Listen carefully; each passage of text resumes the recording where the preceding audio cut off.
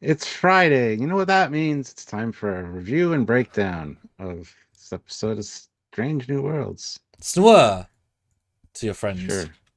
It's Friday somewhere, I'm sure.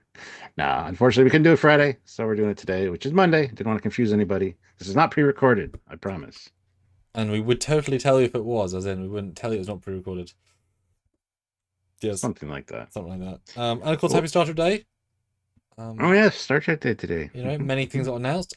We have stuff to talk about tomorrow. I mean, you know, so announcements. One day off, but that's okay. Reasons and things and bobs.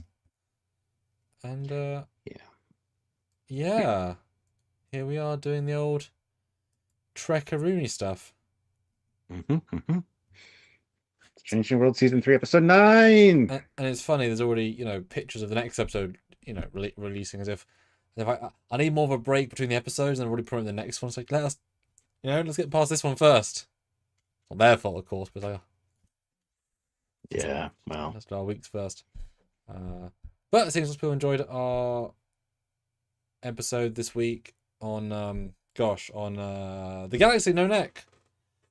Do go have a Yes. look. Yes. Our Trekyard Starship creator. Yay. Go watch it, guys. It's good. All right. Yeah, so of course, like I said, we're here today to talk about Strange New Worlds, Season 3, Episode 9, Terrarium. This is the Artigas slash Gorn episode. And yeah, looking forward to seeing what you guys think about it. Because I'm sure we both have thoughts.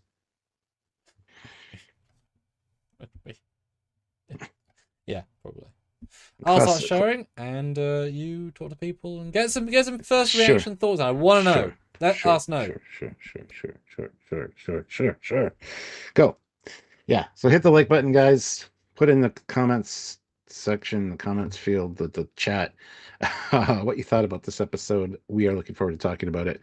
But yeah, make sure you hit like, make sure you subscribe to the channel, click the notification bell icon to all so you don't miss any content when we upload edited content or lives like this. We like hanging out with you guys. And we want to do more of that. So make sure you don't miss out on those. Also, make sure that you're not that YouTube didn't put you into restricted mode. Look it up. They've put a lot of people in restricted mode, which means you don't see stuff from your favorite creators. So go and check your settings. But anyway, that's a whole other thing altogether. You can also join the channel. There's a join button down there on YouTube. Click that to join the channel here to help us on a monthly basis, or head on over to Patreon/Trekyards. It's another way to support the channel. We appreciate any and all support you guys can offer, including just being here and hanging out with us. We appreciate it. But super chat in if you're able to. Let your voice be heard. You can also PayPal in to trekyards@hotmail.com to support us in that way as well. It actually is a lot better than super chats because we get to get more of the money that you're donating to us. So if you want to do that, please do so. We'd appreciate that also. And yeah, make sure you hit the like button. Make sure that you're checking out the links in the description of every video. There are links to the Teespring and the TeePublic store. And we really want to hear from you guys. So do the things. Oh, yeah, I see two super chats. Took it too as soon as Sam is back. So thank you, Classic for Real and Olivia for super chatting. But yeah, let us know in the chat what you think of this episode. Threefold passes. Stuff on the planet was great. Everything else was kind of meh. Perfect.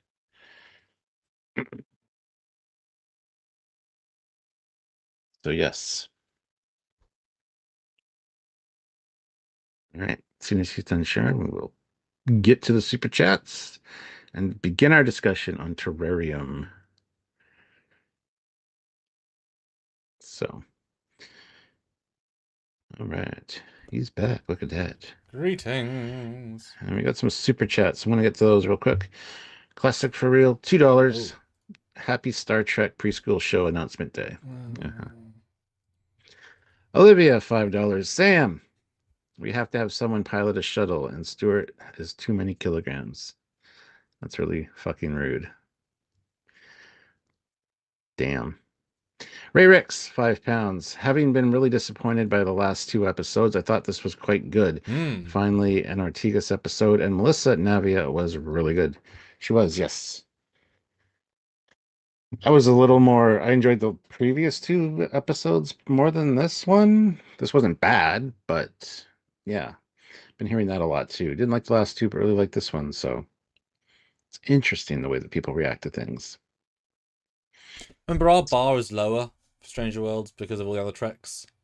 Because it has to be sort Mm, of been broken down a little bit. Because if you ranked it on other modern Trek, all the scores would be so much lower. And you get bitched out mm. to people who entirely don't care about the old Trek, as in everything's its own thing. So it's like we've evolved in our own way, but people on different parts of the spectrum, right? Yeah.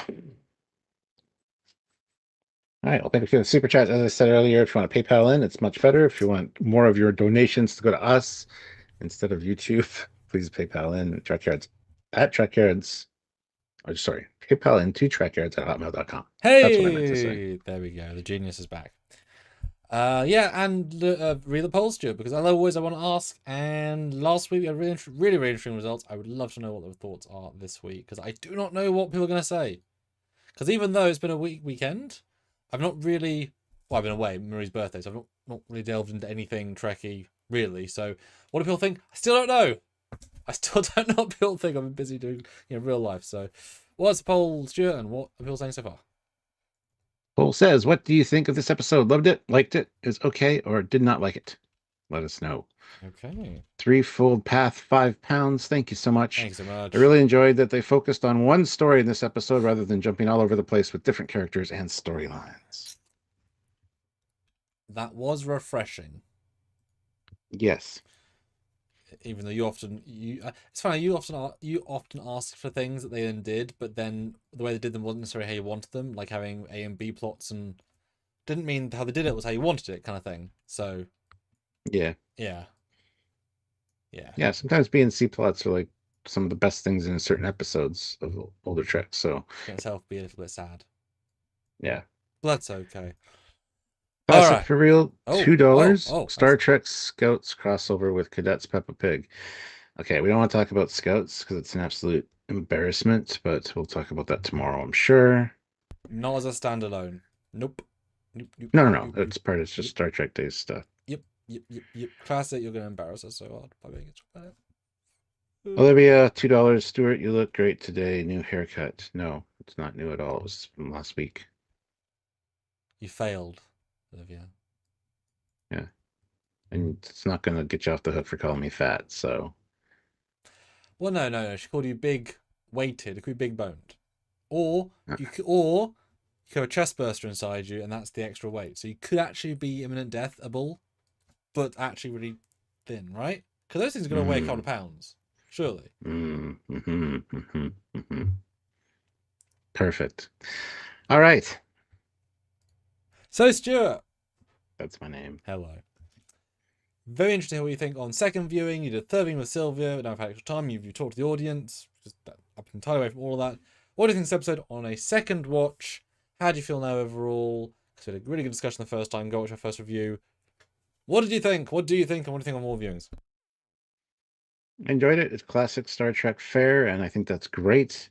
Um, I will still I'll say this analogy again for people that might not have heard it the other times I said it, but it is very much. I thought Galileo 7 and Arena had a baby. This is the episode, but also during watching it the entire time, it's very Enemy Mine, and it's a storyline that's been used in Trek multiple times. So it works. It's a great message for Star Trek, and I really like the Gorn in this. Um, I never thought I'd be upset that a Gorn got killed, one of the new Stranger Worlds Gorns, anyway. And I absolutely was, which opens up a whole other problem at the end. I just don't understand why they sent down a tactical squad with like rifles that were set to kill, not stun. Whole bunch of issues with that, but whatever. It's fine. It's fine. We had the feels, and that was great.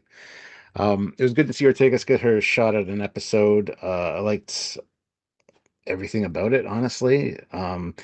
That being said, I think the previous two episodes were better for me, so it's going to be interesting to see where this falls score wise. But yeah, it doesn't get worse on rewatches. It actually gets kind of better because I think the pace kind of improves on rewatches. Not that it was l- like dragging out or slow Shockingly during not, first watch for yeah, me. during the first watch. I mean, it was a long episode, like 56 minutes, but it didn't feel like it, and I never felt bored or didn't want to see something. Even the stuff on the planet was Which has happened before this perfect. season. Oh yeah, Yeah. absolutely. But on rewatches, it actually kind of feels like a much shorter episode because things are just rolling along so well. Um, yeah, and then there's a few small things like Uhura fudging the numbers a little bit, and Pike's like, "It's fine. I would have done it anyway." And yet Ortegas gets in shit and gets 2 weeks off of work or whatever for a couple episodes. It's Just fine. vaguely questioning in a meeting versus actually falsifying Yes, data and putting the entire ship. Yeah, that's a way worse thing. the Worse thing. entire ship and 4,000 colonists Oh god, in yeah. jeopardy.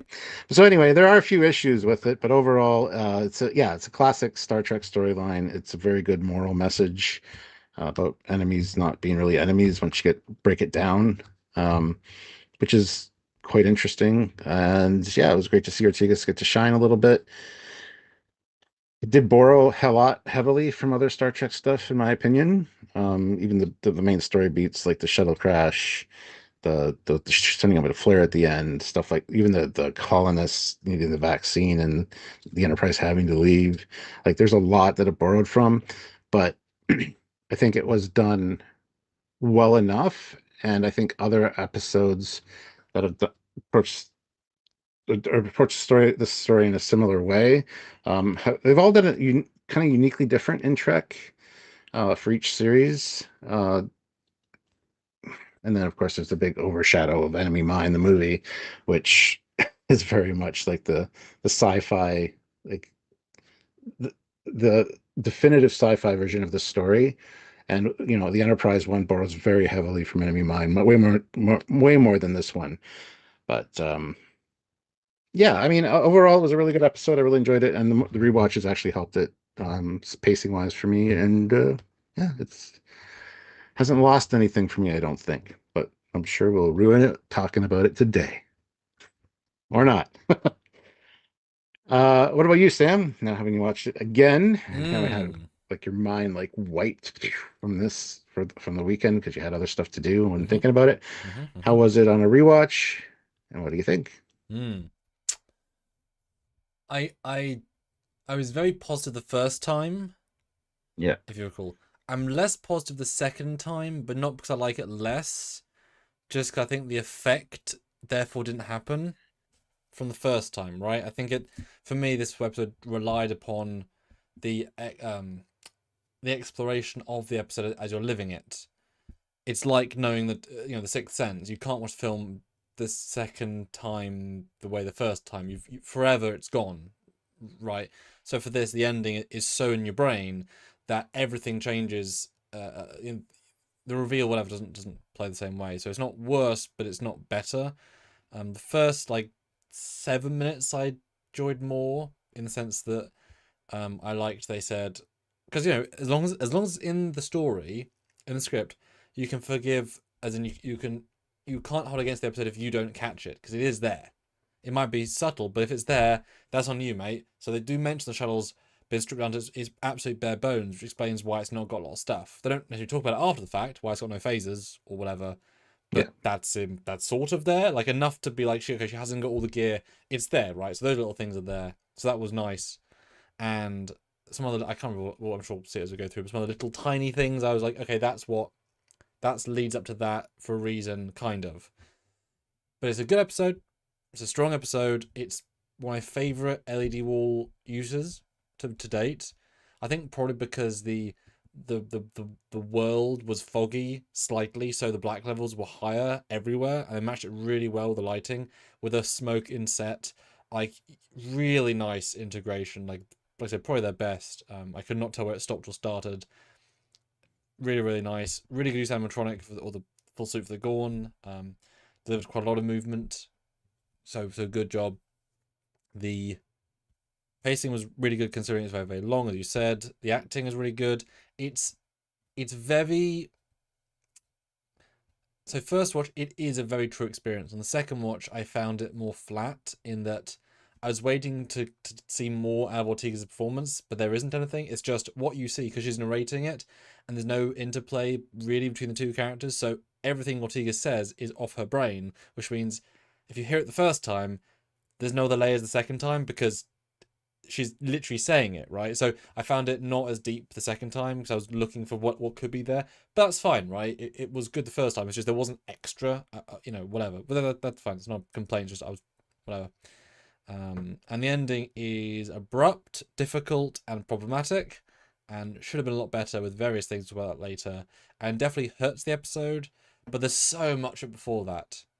And the chess alien Gorn scene is fantastic. It's such a screeching halt for pace momentum, especially their life and death at every moment. But it's just acted well, directed well, written well for what is essentially just yes or no and facial expressions of a puppet, right? That's a really good scene just by itself, notwithstanding the fact it's a copy of other scenes. It's a really good scene by itself. Also really needed. A lot of people said that they have time to do that. And it's like, yeah, they probably didn't, but they needed to establish that camaraderie and friendship, and they're not there for months, like in some of these other instances. And that's a problem that comes out a second time. They sleep many times. Are they actually doing day and night cycles? Now, of course, it could be anything, given it's around a gas giant. But I don't know if they need to sleep every 5 hours because they're that tired. Like, they do a lot of sleeping and recycling of... it's odd when you watch it because you can't possibly relay how long it's been Enterprise. Yeah. And therefore, when they say, we're near the red line, it's like, well, how long has it been? How long in the anomaly? There's a really broken time sense, and that does not benefit in the story. And I wish Ortega said, oh, days about 6 hours, and, like, they would have been nice. It's like they could have experienced time dilation on the other side of the wormhole. Yeah, that as well. Like a couple weeks passed, as opposed to what the Enterprise experienced. That'd make it even sadder, though. It would have survived for weeks. Yeah, they didn't do a good job of portraying the amount of time that's passed. And yes, you are right, they were sleeping a lot, but there could have been something in the atmosphere that made them tired and groggy or whatever. Not explained. It's a classic Stranger Worlds. It's mostly works, but it would be better with a little bit of dialogue. But it does make the feeling of it's been like 2 days on Enterprise, a week on the planet, because everything about them being friends relies on them being days and days and days of time to get to that level at the end. And second watch, there isn't really the temporal logic connective tissue between all those elements. So that, yeah. There you go. Some of your super chats. Excellent, thank you. Ray Rex, £2 to add to those episodes. It's also very Darmok. Yes, but I think a little less so than some of the other ones. But yeah. Ray Rix, another £5. Also, I said this after episode 4. What is this season saying? Be respectful to your enemies. Season still feels very inconsistent. Well, it's not saying anything. The season is just saying, here's an episode of Star Trek, enjoy it. Yes. Here's an episode of Star Trek. It's incredibly standalone. And which is why it is very powerful to bring the Gorn back actually genuinely after a break. That's how that allowed it to feel meaningful, which was good. Or they could have, gone into how all of the Gorn are now in a sleep cycle. It's like the last active Gorn. That could have been a whole thing. All of your brethren are asleep across the galaxy. We'll say that because there's been other episodes. And therefore, you are unaffected by that. Maybe you weren't. Maybe the bloodlust came down from you because you were affected at the start. Like, could have really delved into it. It wasn't about that, but could have delved into it. But it's really the only... there's not a lot of continuing episodes. The biggest takeaway also is don't have your guns set on kill by default. Be Starfleet, don't kill on sight. That's the biggest takeaway, and it's pretty obvious. Everyone learned it from every show and every version of Star Trek from day one, but not this show. Yeah. Solaris, the long hauler rail fan, $10. Thanks so much. Hey guys, looked for a prequel to the Captain. Looked like a prequel to the Captain Kirk and the Thinky Face. For those who enjoy historic Nash history, Nashville Steam has done a hydraulic test for the NC and SLL 575 whale using a Walmart green garden hose. What? Yeah, it was very much a prequel to Arena. We'll just focus on that.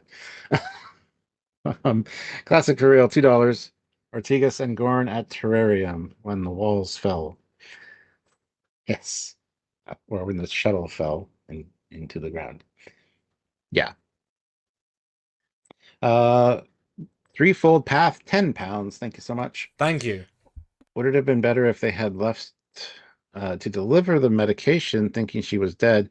Then Ahura just fudges the numbers to convince them she is alive and they should go back and try again. I think it would have been better actually if they had left to deliver the stuff and came back like a week later to see if there was any chance of maybe finding her. The wormhole would be a problem, but if the wormhole was staying, wormholes are notoriously not stable, so I get why they stuck around, but I think that would have been better because then you could have got a sense that yes, time had passed, more time than we initially thought. So yeah, I think that would have worked fine. Yes, although if they're at the edge of, as my common complaint, at the edge of space, the other colony is in close distance. They've got to get there. They wouldn't do a mission that far out, whatever, blah blah blah. Like it can't be any closer than Well, they two should have had weeks the away. So you're looking at yeah, they 4 should have had the weeks. constellation come and meet them halfway. That would that would So have been like nice. like a day and a half, 2 day trip and then back. So like 4 days total kind of Although thing. still, that's the same sector, which means you're Yeah. out in unexplored space and the same sector. You know, yeah, it should be 2 or 3 weeks away the colony, which is why you have to go. Yeah, it's that's interesting. Although I also don't quite believe that Ortegas could survive that long on that planet for 3 weeks. Like there'd be a lot more that have to go, a lot more narratively, you know, for that to work Mm. than just they did 1 day at a time for 5 days until it. Because also Ortegas has no evidence that her crew's out there looking, and you would not think they'd be looking 3 weeks later.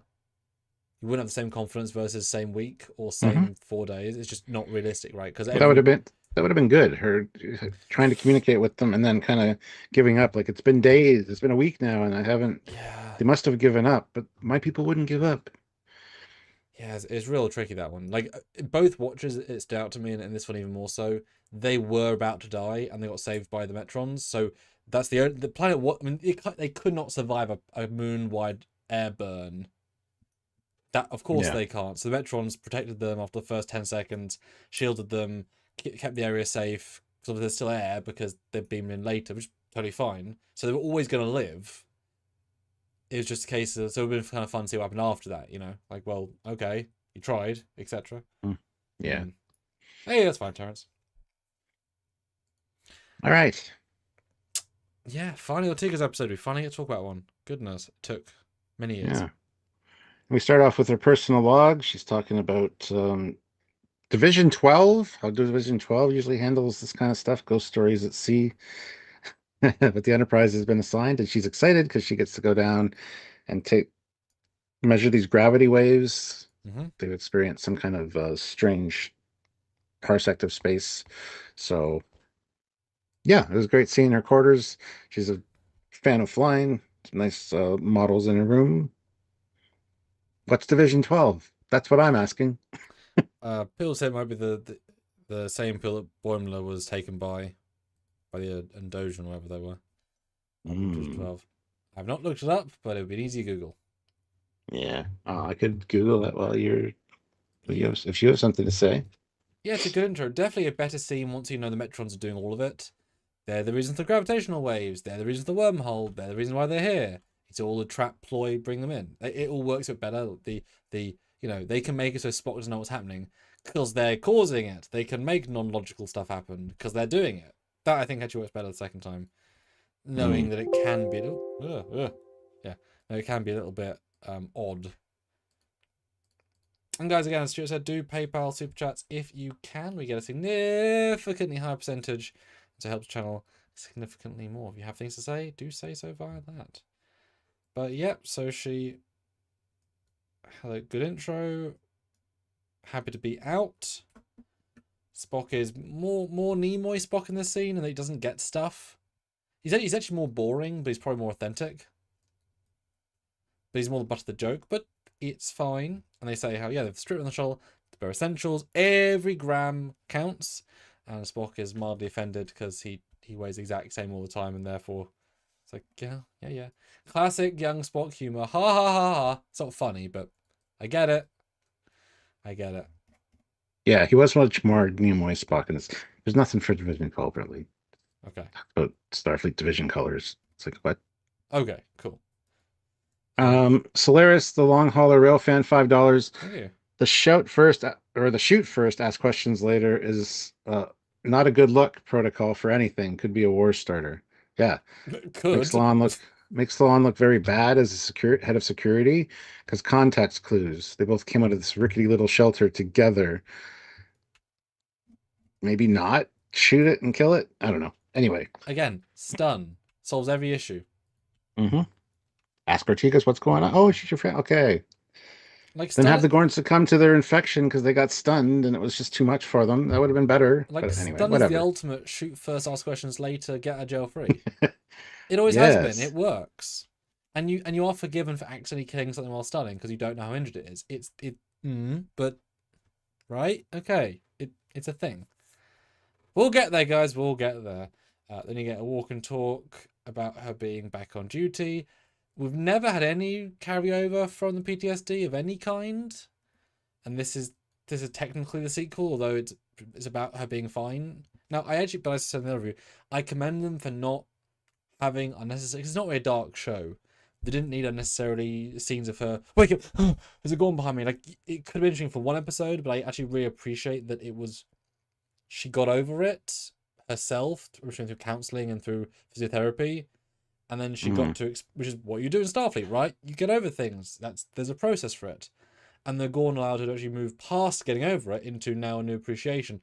Very sad, of course, but there was a true moving into the next generation of thought. So I actually really like that. This was a good 1 and 2. How little and big it paid off. That's just me. Yeah, no, I agree. We kind of got a few little things here and there where she looks down at her 2 fingers in the one episode. Well, sure. That was during the documentary, so small little things. But yeah, I love that it's not, and people have complained that it's not leading up to anything necessarily. It's like, I saw somebody in my first reaction say, this isn't really, there's no sense of togetherness for this season. And it's like, there's not really, it's not Discovery. It's not one story arc that spans 10 episodes necessarily serialized. This is episodic with little, while maintaining the serialized aspects, but in a more TNG way. Well, it's episodic with people who continue. Yes. Yeah. Right? They exist, but also they're well trained and they keep going apart from the whole bit. Yeah. Oh, and Mark Lawrence, $5. If every ounce counted, then they would have removed tons of panels in the shuttle interior. That's just bugging me. They could have removed a few, sure. Glad she still had like rations, but that didn't last long. Did she? I saw it was burned to a crisp. That's what I'm saying. Like, they could have taken those out completely if she was just going to launch this probe and come back. And I was surprised how it was like a 10-minute assignment. Yeah. All this, I gotta go out, and best thing I can do is out. Done. But it's literally a drive to the shops and back. It was. I know maybe it helps, but it wasn't really a mission as much as Yeah. Pick up some milk, come back. There's not much time to get to fly a shuttle with nobody in it. Like, so the irony is, it probably took longer to take the stuff out of the shuttle than to run the mission. Like, it would have. It would have, yeah. And of course, people are mentioning that Lan said in What is Starfleet, you shoot first when you see a Gorn. Stun, not murder kill. Stun. No excuse, no difference. Stun. Yes. Now, yes, maybe Gorn aren't acceptable stun. Doesn't mean you kill them. Would be susceptible to 4 stuns, though. Well, she took 3 other officers with rifles, and which there was no indication that they needed to take rifles at all. Well, people said they must have scanned it and there's a Gorn there. That's why they're the guns. I counter, they would have brought their anti-Gorn guns then, because they were specific weapons from season 2. I don't think those were the anti-Gorn guns. They weren't AGGs. Yes. But yes, so they're fine, dandy. Definitely a heavy her episode this week, and again, amazing actress, does a phenomenal job. She really gives it a soul. Like everything she's giving is so authentic, and she really, a bit dodgy in this episode, but that's the point, right? But she gives it her absolute all, which is phenomenal in it. Mm-hmm. And what do you Building up think? their friendship for sure. Yeah. And what do you think when they close the blast doors and you get sort of a TOS vibe with that? Blast doors. Didn't think anything of it. Oh, because I was thinking it's less, Stranger World spacey. It's, cheaper, but also just TOS had a lot of. We can't see outside because, we have no money. Blast doors! Mm. Yeah, I was getting TOS vibe there. I wasn't. I was just wondering why they were closed, but whatever. Gravity, break the glass.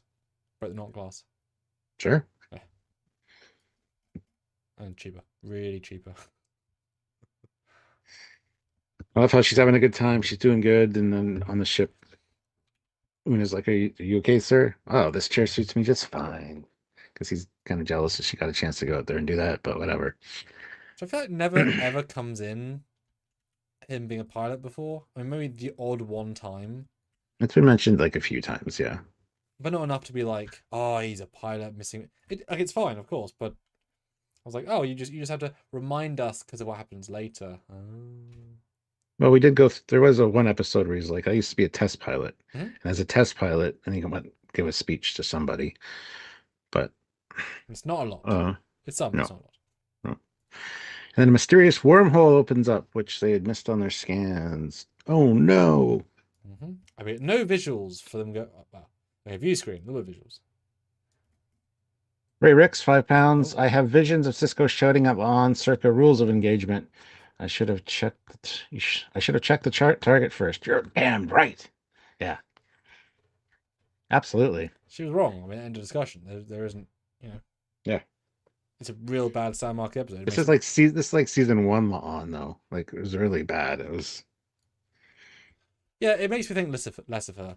It's hurt the character in some way. Yeah. Yeah. And Solaris, $5, would like to have an explanation on why she didn't have a communicator available. There's always a possibility. On why Ortegas didn't have a communicator? What makes you think she didn't? I mean, it's odd she didn't have a phaser either. It is. That's definitely a plot hole because you could easily destroy it in the shuttle with the rations. Yep. She had a tricorder. For sure. But yeah, I don't know. Because standard procedure, yes, you don't need a phaser for a look at a gravitational anomaly, but you also don't need a week's worth of rations for anomaly. Therefore, you need both because both are standard, unremovable emergency issue. Non-negotiables, right? Like a tricorder, like a medkit. I assume she had a communicator. It's just it wasn't universal translatable to the Gorn, so she had to use the tricorder because it's more technical, and it worked on a different principle. Because the universal translator is there in the Discovery communicators, because in TOS it's not that, it's something else that does it. Like it's a thing later, right? It's a hoity thing. Isn't the communicators, is it? Surely. In Discovery it is, but ENGO9, how's it going, man? $14 hey, Canadian. Happy Star Trek Day to you too, sir. It's my buddy Rich. Oh, happy to yourself as well. And thank you. Every super chat makes a huge difference, as you guys know. So thank you. That is wonderful. And do join in for other videos this week looking at Star Trek Day and other such, and the season finale, which is going to be broken up into various videos because, damn, I'm guessing. But yeah, they're wormholed, and it's goodbye, Ortegas. And there's never a single shred of evidence she's alive past the initial leaving the other side of the buoy. So the fact they still think she's alive up until the end, good on the crew, because they have no proof that she made it anywhere or did anything. So yeah. There's one trope here that bugged me the first time watching it. Ooh. It's like, I'm not picking up her transponder. There's no sign of the shuttle. And I'm like, next line will be, she's gone. Big pause. She's gone. It's like, fuck's sakes. Okay. Yeah. But But shell comes But through, still working. Once again, we get an asteroid belt around a bloody planet again. It's blue. they Fifth, like reusing this, and it's all the same kind of visuals every time. sixth asteroid planet season, and it is it's silly, and it's getting Uh, old because it looks the same every time. and the worst thing is Helm not responding. Helm not responding, engine's not responding, and she's ducking and weaving the entire time. But that's fine. Yeah, if Helm's not responding, she's doing this. Smack. Yeah. And she says something is barely functioning. Oh, sensors are barely functioning. Okay. Yeah, and she's caught in the gravity well, and she's going down. But launches the buoy in a cool shot. Gives a message. Yeah. And a pretty hard crash. And but all things said, Shuttle's doing a pretty good job. They didn't damage the set very much at all. Just a bit of smoke. Yeah. And But I guess classic the for real. Metrons were there not to kill them, so I'm guessing they Yes. like Yeah, stopped her from probably. killing herself. Because all this has a little bit of extra on top of like cushion the landing. It's all good. Yeah. Right. I love how she sends a mayday and her last coordinates and brings snacks. Yeah, I caught that second time. I thought I like that. That was I thought it'd be funny if when they heard the scrambled message, all they heard was bring snacks. Yeah. Classic for real gifted one Trekyards membership. So welcome Glass Robot to the channel. You are a member for a month. What a great Thank name. you so much, Classic for real.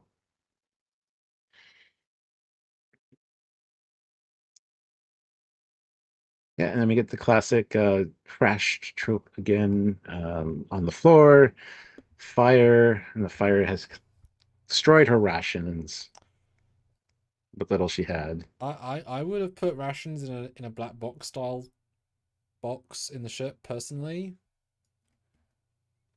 Kind of important, yeah. because that is awful. And it is odd she never mentions medkit or phaser. Nothing else happens here except the next step. Well, she does scan her head where the True. like repairs her head. Yeah, which implies there should be a phaser. They ignore certain things and just do other things so quickly that you just move past it. Because this shuttle's still working, like some. She's got life support. She's got many consoles working. I mean, this thing's not obviously okay, but any power, any lights are like, damn, okay. Mm-hmm. You know, got something to go with there. And Solaris throws in $5, so thank you. As with the scouts, always be prepared for anything. Which I really like her way of reclaiming air. Yeah. Yeah. I have a Yeah, three dehumidifier in my things. office, and it gets water out of the air. Is magic. Yeah. Three things you need: shelter, water, and food. Priorities. And when she built it, I get it. It's kind of got a collection dish. It looks like a radar. I thought it was going to be a transmitter of some kind with the way it looked when she set it up initially. But yeah, it's an interesting water condenser, I guess. Get to see she knows what she's doing with the shuttle. So jury rigged that together. But some good shots of inside panels and stuff in this scene. So yeah, it's a good little scene. And I thought very much her internal monologue, which is now external, is very much like Anna Keeley from Trek Shorts, who people complained about sometimes she talks too much. If you're in this sort of situation, if you're alone, if you're a talkative person, you talk to yourself. I do it. I'm sure half of us do it. Not everyone. mm-hmm. And those that don't do it probably can't understand those that do. But it just works. It helps. Mm-hmm. You know, I used to live alone for about 7 months in a flat. I listened to podcasts all day. I was walking, playing in my flat, just have something, some noise, and I would do dinner and talk to myself. Not necessarily like conversations, but like I said, oh, you burned that. You know, human, right? Mm-hmm. Mm-hmm. The only thing I thought, and this time even more so, I want it was a testament to the point of it, but if it is absolute life and death, I wish she turned off her top lights when she was not using them. Because she has no to recharge them. She needs them. They're working. I'm sure they have a week's battery, but you're about to sleep in a shuttle with lights. Turn them off, right? I would love to have seen that. It's a very small thing, but do you know what I mean? Yeah.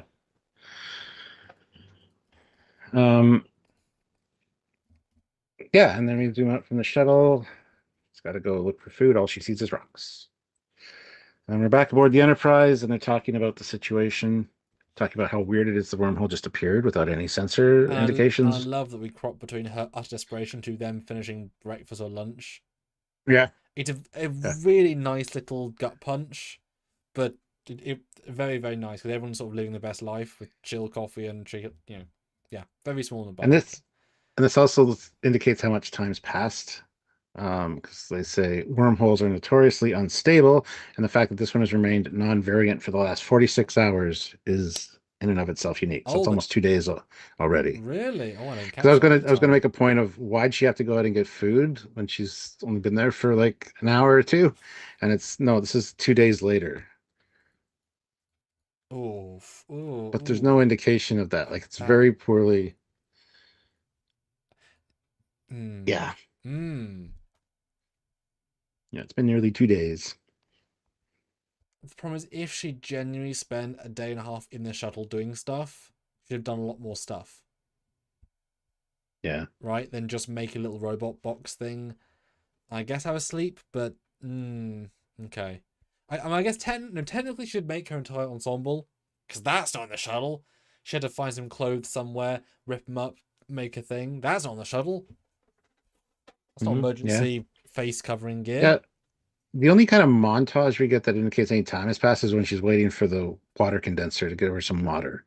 Because she kind of leans up against the thing. She Yeah, makes a little paper she airplane. She kind sleeps. of I can buy closes her that. eyes. Yeah. Hmm. But that's the only time it really is a thing. Like I don't know I don't know how long she was there. And that's hours, not days. Yeah. Well, yeah, it could have been like 12 hours for that thing to do get enough water or something, Yeah, but because it wouldn't be like 24 hours, because otherwise should like the air would be too dry to be comfortable, right? Not comfortable.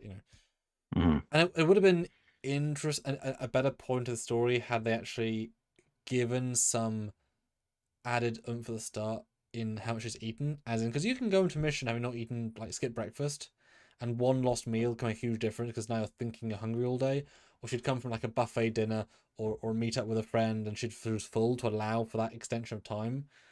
Mhm. Because yeah, 2 days without food is you know, but if she's just eaten a big breakfast, that can extend quite significantly because she's just had But that already 2 days. That's unlikely, but okay. Yeah. Hmm. And they talk I about can how see little why they the Metrons are getting bored and therefore have the shuttle go into the ground because she is yeah, slow. yeah. Yeah, and then they go into how little they know about wormholes and that the exit point could be anywhere in our galaxy, anywhere in the universe, or hypothetically, even another universe. And I was like, first time watching, I was like, ooh, I wonder. Nope. But anyway. And I did wonder, and this seems so ridiculous, a second time. I just watched it. I wondered if that implied they were in a different galaxy universe or whatever. But I already watched it, so I knew that wasn't going to come. But it Yeah, could be anywhere. And I guess I was yeah. wondering if there's going to be a sub, like some subtle thing, because that's absolutely fine with them being the Delta Quadrant or whatever. At the very least, I think it's implied they're in the Metron system, like the Gorn arena, right? They moved them near there. Yeah. That I think is certainly implied. I think. Yeah. And this is where Una's getting all uppity and be taking the place of the Commodore or the commissioner that was bugging Kirk in Galileo 7. Yeah. Like, we gotta deliver this vaccine to the colonists. And Uhura kind of gets pissy, and Una's like, "Look, I care about Ortegas, but it's one life against 4,000 And you colonists don't even know she's live. with kids." Yeah, exactly. Yeah, And then Pike's reassures her and is like, "Hey, we're not giving up yet." Una's an odd one here. She's very. They don't really know what to do with her most of the time. It's kind of just doing second in commandness. Hmm. But again, I'm left wondering. Okay, so how far away are you from this place? Because it if you're close enough to just pop there, send a shuttle with the supplies as soon as you can, because those are going to be Let's tiny vials, and you could easily beam several hundred, if not 1,000, onto a shuttle because you could a lot of medication, very, very, very tiny, right? So depends. It might not just be the vaccine though. Like, because I always made the argument that you don't know how many. Well, it's 4,000 colonists, so it's a lot. First of all, so it might be a couple shuttles loads worth. Because if it's food and medical supplies, to treat symptoms as well. Like, Yeah, then you're extending past the. We can't argue either way on that, right? But if you take just literally vaccine, whatever, I like Charles being unwarp capable and slow, so I would vote against my own argument there. But how far are they away? Because they are deliberately they were told to rendezvous with a dying colony for medical supplies, and then Pike decided to take an offshoot to go visit a star cluster for fun, right? Because surely this is the assignment, the medication. Where sooner is the better. You're choosing to go look at the star he didn't cluster. know about that. Well, Una knew about that, but she didn't tell him. So he did this other What? mission. Oh, really? No, Was that in the scene? So she knew who. no, I'm just being an asshole. Oh, right. Just Sorry, I trying was. to think of a reason that they would do that, because you're right. Okay. If it's a vaccine, they're going to go do the thing right away. Oh, look at this gravitational anomaly. We should stop and study it. No, well, they're honestly their plan was to just drop a probe into it and then get the shuttle back and go. But yeah, Yes, true. Fair, fair. Okay, so that okay, so I wish they didn't start this episode with a on our way to the colony, we stopped to see a thing. That's not what I remember them saying. they didn't. It's not brought up until this fucking conference scene where they've been Yeah. looking for them for 2 days. I wish it would have been mentioned earlier. Like, And these are subtle distinctions, but it's just yeah. like you you wouldn't stop if you had 4,000 people waiting for you. And there's a red line means if they're dying, which they Oh, get to at the end, so they're dying. It's well, the red line you're talking about is for the ship getting crushed in the which wormhole. they don't get crushed either, so it's a moot point. No, I know it is, but you brought that up a few times. I The did. thing is, I just wish Yeah. they would have said at the beginning, Yep. make sure you make it quick because we got this vaccine to deliver. It's like that's supposed to be there in like 3 or 4 days, whatever. Yeah. We got a little bit of time, but nothing like that. That said, the vaccine comes up now. It just seems really kind of stupid. And if you're going full story, you say Ortega's, we'll drop a probe. If we find something, we've got a 3-day window until we have to go full warp speed. So if we find something today, we can stay for 3 days. That's our window. And then you have a proper ticking clock. Yep. Yep. Done. Because something like this, you need that sort of texture, because otherwise, don't bring up if it means nothing. And if you bring up, have it mean something. Yep. Yeah. But people have some thoughts, I believe. Yeah, there is a super chat from Solaris. The MREs that were shown looked a lot like military versions to an Yeah. extent. They did. Huh? Yeah. It would have been cute if it was a little box of cubes and the cubes are melted. It's just a tiny box, right? Yeah. But back to the planet. Really, really good integration of the LED wall. This looks fantastic. It's super effective. I don't know what her getup is. Where did she get this cloak thing? I guess it's maybe a bath, like a towel, but then why do you keep a towel on? It could be a blanket. It could be an emergency blanket Yeah, for yeah, like yeah, sleeping. yeah. I'll buy that. And she's wearing an off-world jacket, which no tactical gear. Yeah. It's a good look. Ironically, I like this look better than Discovery Season 1, which is very similar vibe-wise to Burnham and Giorgio in the, Hmm. I like the single binocular thing, or monocular. But she realizes the planet or the Yep. moon's perigee is way too close to the planet. It's going to go through the thermosphere. How did she work that out? Well, she looked at the wormhole so she could see the way she moved. I don't know. It's math. I don't know. It's a bit of a leap, but I'm glad she's right. Yeah. But I'm okay with it. We just have to get past the story points. This is okay. At least she told the audience and said it silently to herself. Thanks, Ortegas. Yeah. For me, it would have been like trying to figuring it out and going, fuck. Yeah. For fuck's sakes. That's all I would have said to myself. The first F word in Stranger Worlds is just saying, yeah. But I did like it was a good, easy, and in fact, this LED was actually not very good. This one shot, that's really blurry. But I liked the we set the stakes early. There's a gas cloud. Obviously, this thing must survive as a planet because obviously it's here. So it goes through a port of gases that are dangerous. Killer, great. Yeah. Super. We know that straight away. I like it. It's a good setup. Yeah, she drinks the last little bit of her water, which she brought along, I guess. Does she? I assume she makes more throughout the episode because she kind of has to live. I guess that was just what she had made. The things in a bag. Yeah, I wish she would have pulled it out in the hut and set it down to have it do its thing. But yeah, it's never shown again. So And then she sees a little flashy light and neighbors. And she gets excited, like a smile on her face. And also, well, she sees the Metron flashing light. Yes, yeah. But it's right in front of the hut. Yeah, I was gonna say, yeah. So I thought it was originally coming from inside the hut, like something inside it's meant to was. trick you, right? It's meant to Yeah. trick you. I would love if we'd seen. I just want the story. If we'd seen a crashed Gorn ship, like if you got to the like a drone shot, go over the crashed Gorn behind it, you know? Because it's why is the Gorn there? This close to this shuttle, but again, Metron's put them there, right? There's a lot of chicken and Let's egg. It's just because the Metron's put them there. That's the other interesting thing too. The piece for the Gorn game that she has to quote unquote eat and that she saves is shaped exactly like one of the Gorn fighters. Mm. So nice little thing to add to her shelf. But Yeah, I called that. I was so happy that was what it was. It's so. Oh. yeah, yeah. Solaris, $5. I would like to know how, considering the orbit, that the gravity remains the same. Yeah, as it got closer, it would have probably upped the gravity a little bit, but not a huge issue, honestly. Would have affected the surface quite a bit more than it did, I think. Well, and my dad pointed out, and yeah, for dad, where's the air coming from? Yeah, I thought that too. But moons sometimes have breathable atmospheres in But you these shows, so need plants to make it and to continue making it. You need it. yes, yes. I'm absolutely fine with there being parts of the planet that have green things, although they did because they all got burned away now. Or underground plant things. And I absolutely because when I watched the first episode this the first time, I saw in the press releases there was a device. Didn't think Gorn. I thought alien. I thought she was going to find a localization with something, right? I thought she was going to find like an underground cave with air and kind of Total Recall style, right? Like, Yeah.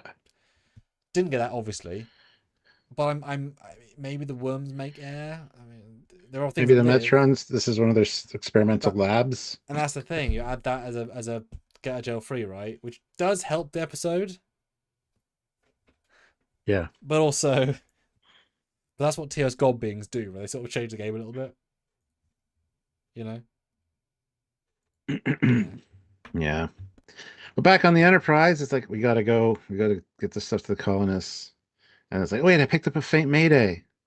So they hear part of her garbled Snacks, bring transmission. snacks, snacks, bring snacks. Turn it into a rap song. Um, yeah, but then Spock speculates whether it's just an echo from the event horizon before she went in, or if it's from the other side of the wormhole. And Uhura says she knows communications and it is from the other side. So yeah, Spock kind of disagrees with her here. I love the back and forth, and it is very much TOS Spock. There's very little emotion from Spock this episode, which is fantastic. So I really Well, appreciated that. he was less interesting, but he was very faithful. It was odd. Yes. Yeah, it's like we missed something here in his personal life. What happened? Yeah, or he's having a very vanilla day, so he feels no need to go beyond it. Yeah. But yeah, don't mention colonists if you're not going to pay that off properly. Yeah. Well, who are suggests sending a probe through to look for Erica's shuttle, and we can stay in contact with the probe. Although, given the shuttle got pulled in, and as we do hear later, the probes don't work. It's a bit of a flawed idea, but Yeah. what can they do, right? And then we get to mention tell Captain uh, Captain Decker that we have an emergency situation. We'll be with him as soon as we can at the Constellation. So we got two great references. And best case, I thought, okay, so now we're gonna have Constellation meeting them there, and we're gonna get a recast of Decker look. Yeah, I thought that Death too Knell first time. Decker looking terrible, fine. Get a look-alike, but not quite clean shaven. A nice one scene on the view screen, kind of like Kelsey Grabber, no, Fraser on the view screen, like one little thing at the end would have Yeah, been all we needed. but not But anymore. yeah. But didn't need that, of course. But it would have been kind of cool to see a second Connie warp in, or that be the saving grace at the end. Turns out that Pike knew her blagged, so he called Constellation to back them up, Yeah, and he pushed his time in the wormhole too much, and and all of a they sudden, did one. as it starts to close, Also, a tractor beam Track beam. and pulls it out. Another Constitution pulling it out. That'd be cool. But then you're kind of fucking the colonists double because the current ship there has been taken away.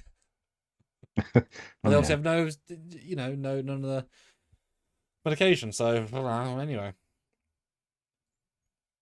But yeah, then Ortegas gets to the hut, and I like this a lot both times I watched it because you have no semblance of what this is first time. There's no clues, there's no anything. First time I thought it could be a shrine, a longer civilization. I thought it was a shrine too. It's wonderfully nothing. It's not like there's a Gorn transceiver, right? So therefore, it really nice mystery both times because it works well if it's an ancient civilization or someone died here 1,000 years ago or 100 years ago. She's finding the stuff. That works great either way, right? So that when, like even that Gorn ring thing or that glass grenade, it's just stuff. Yeah, I saw that too just now. And I think this implies that she's been here for a long time and she's carved these because there's no reason she would have these on her ship necessarily. Well, no, not If it's a that escape if pod. it's one of well, yeah, if it's one of the yeah, exactly. Yeah. Fighter ship first of all, possibly, and also the she ejected from her ship in the escape pod. Unless her ship didn't crash here, maybe it was damaged beyond repair. She ejected Yeah, that's and more likely. ship crashed. It's crashed somewhere I mean, there's else. hundreds of asteroids, right? So I think the implication here is she's been here so long, she's carved all this stuff. Because later when they're playing the game, she's like, "You carved these from bone?" Agree. I think that's a really great point because it's just sort of stuff, but yeah, it definitely has. Oh, and you can see the game. Oh, cute. The game actually is there, sort of mid game. It's kind of cute. The only problem with that I see is that if this is the point of this is a Metron created test, what a dick to strand the other people 6 months ago. Well, they could have been stranded on their own, and the Metrons found them and go, "Okay, well, now we just need a Federation officer. Just keep an eye on this one, keep it alive." Yes. Yeah. No way to know, right? That's Or it would have been better if after Lon killed the thing, it just dematerialized, the hut disappeared, and it was never really there. But then that would have totally ruined the whole the Gorner. The Gorner is somebody you can talk to. So yeah. or they could have gone by the sound of her voice. This Gorn died here 30 years ago. Yeah, but yeah. Yeah, it wouldn't have been the same, but you could have gone that way. Yeah. Yeah. But then, and I just realized that binocular she made, because that is just some shit garbled together. Huh. Nice.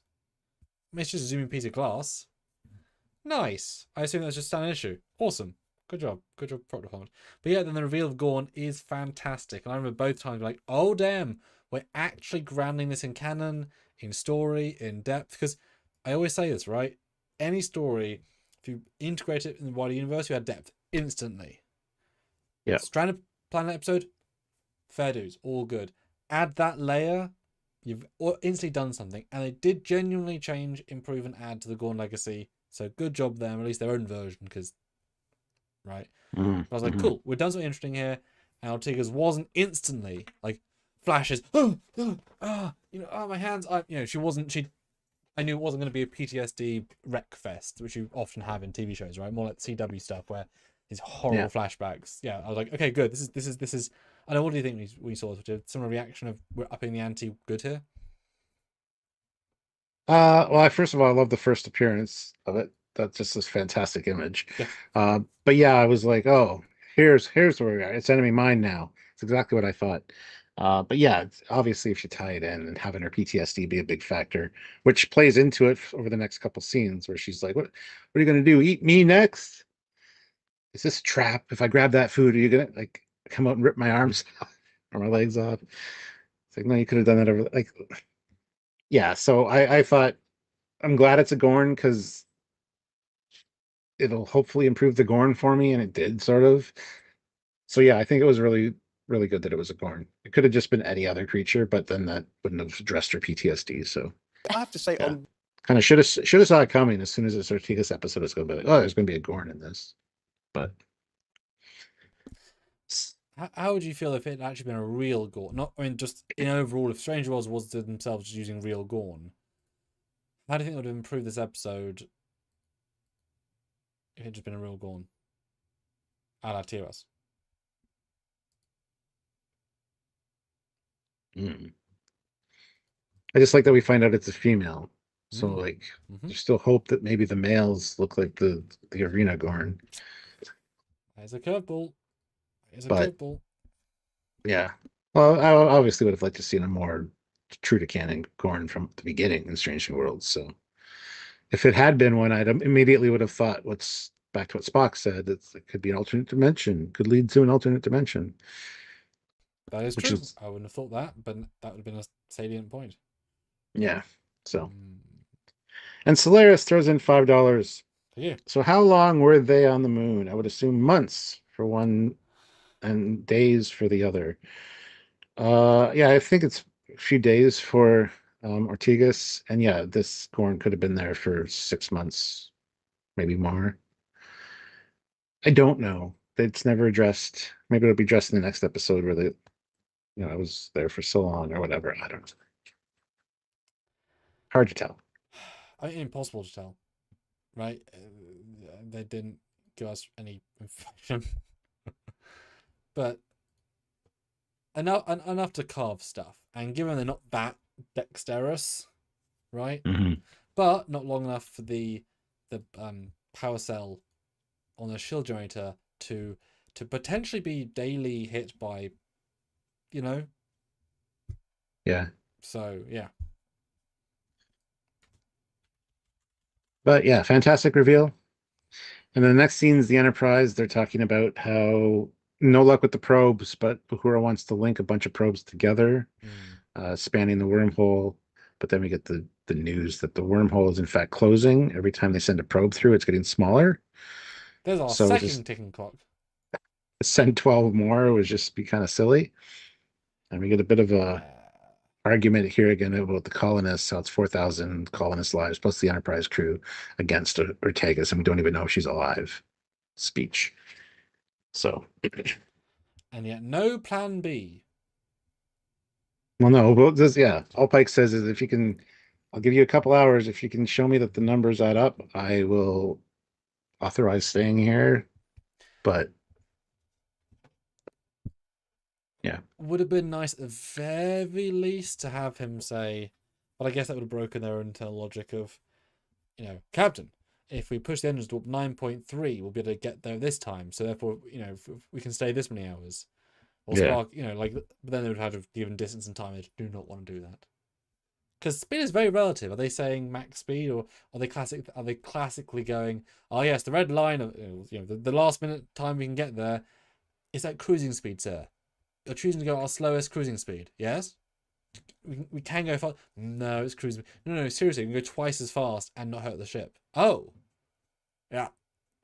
And Picard chooses to take 12 hours to get somewhere when it could take 2 hours for no reason. yeah. Well, that could have been at the end of this episode. Like, now we got you back. Warp 6. It's like, why? You can go a little bit faster, guys. But yeah, 6.2. yeah, 6.2. that's Yeah, exactly what you were saying. because that would have been an amazing ticking clock if number one kept going to Pike's office and say warp 7.6, sir, knowing that's the speed they have to achieve now to get there, and each hour 8.9, knowing that like Scott, you know what I mean, like that lovely little subtle thing of like we can't keep going faster, but we might have to.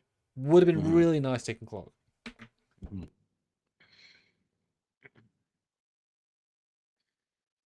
But yes, back on the planet, Ortigas is hiding behind a rock now and not in the hut, and was wishing she had a phaser. She hears a Doesn't sound even address behind why she her. hasn't got one though. I know, I know. Here's a sound behind her, and I'm like, oh my God, there's Baby Gorn too. That's the first one thought that went Baby through my gone, mind. baby gone.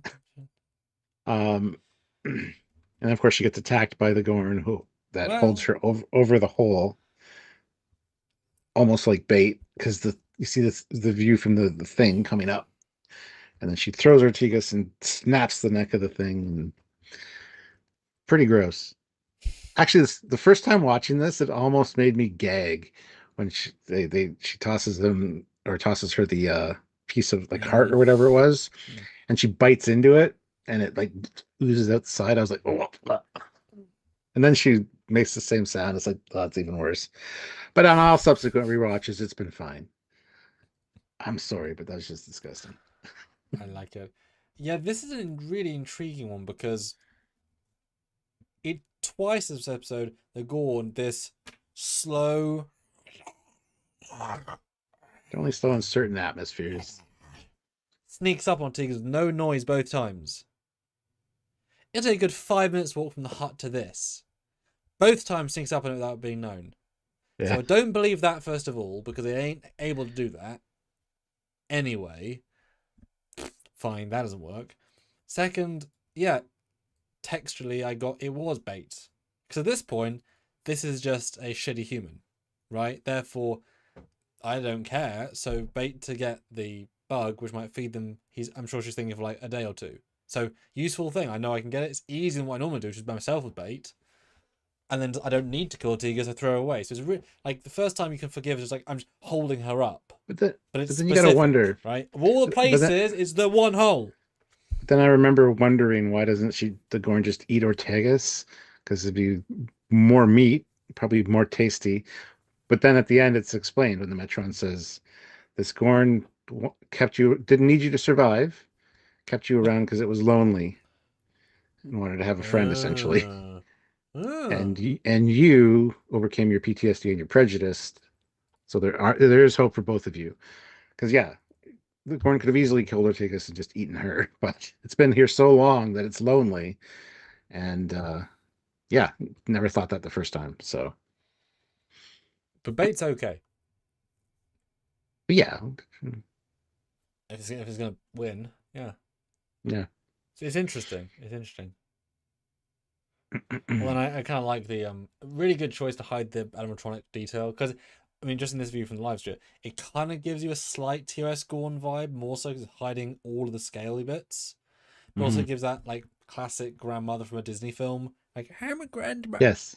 Yeah. Instantly more just anthropomorphic. I don't know. It's a really, really good choice, costumes wise. Yeah. But yeah, no murder by choice. That's important. Back to the ship. Yeah. Whoever's running the test, 20th time, 20th test, 20th fail. And Spock's like, yeah, this is probably not going to work. She's like, you can give up and go, but I'm going to stay here. And then he orders the computer to run another one, and she smiles like, oh, he's on my side. Yeah. There we go. Well said. Perfect. And now the gutting of the goddamn bug with the slime and the grossness. Oh, and also, I see your legs mangled. Aha, I know your weakness now. Yes. Yeah. The thing that would have killed you 3 seconds ago. And she's still going on about, oh, you're going to eat me next? Well, you're going to have to earn it.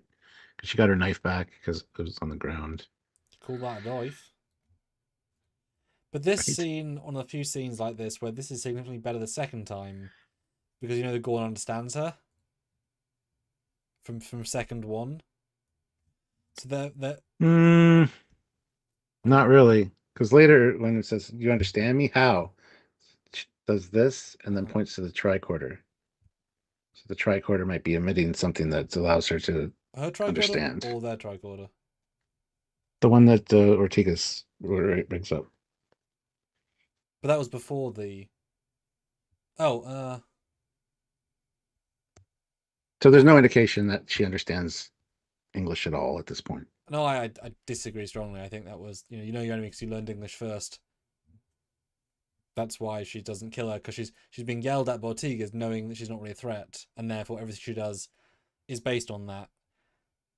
Yeah, I that's how I took that both times. And tricorder's allowed for both way communication. I took it the other way, so just putting that out there in case anybody. So I enjoyed it the second time with that in mind, because I was like, aha, she's got one up. I thought it was kind of charming. Yeah. Solaris, $5. If you know what's going on being what? If yon know what's going on being bait might be fun on the situation. Oh. Sure. Bait for what?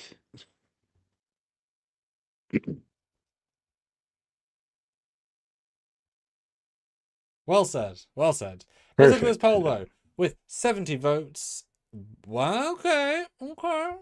Yeah. Boy, the last four have had very different results. Goodness. What do you think of this episode? The winner by a standout margin liked it at 50%. Second runner-up is okay at 23%. Loved it at 17%. And don't like it only 10%. So a proper success there, Strange Worlds. Good job. Not polarized at all. Wow. Good job. Hot on your poll. Mm. All right, guys, hit the like button. 54 of you here, 45 likes. Get those likes up. And yeah, let's get up to 50 if we can. Make sure you're voting in the polls that we get. And also make sure that you're super chatting in. Solaris is doing a really good job. He's doing all the work. But So thank you, Solaris. But do check the PayPal as well, Stuart, if you can. I see you already did, because I have not, but I will. anybody put there, it does help a lot more. None. No. Okay. No. Just double check. No. That's all right. Consider that as well. Trekyards@hotmail.com for PayPal if you choose. Put your message in there. We will read it. The bad Trojan, though, throws in $5.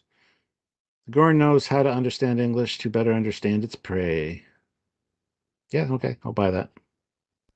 I also like the idea that in a dogfight they can open comms and hear comm chatter between the shuttles in theory, and that's enough to give them a significant edge. Like something that simple. Okay, I'll buy that. Which is what the polls are about as well, because I'm interested to hear what people thought. Oh. Like character limit. Okay, read that out if you would to vote in the poll. Here's what you guys think on that disgusting still.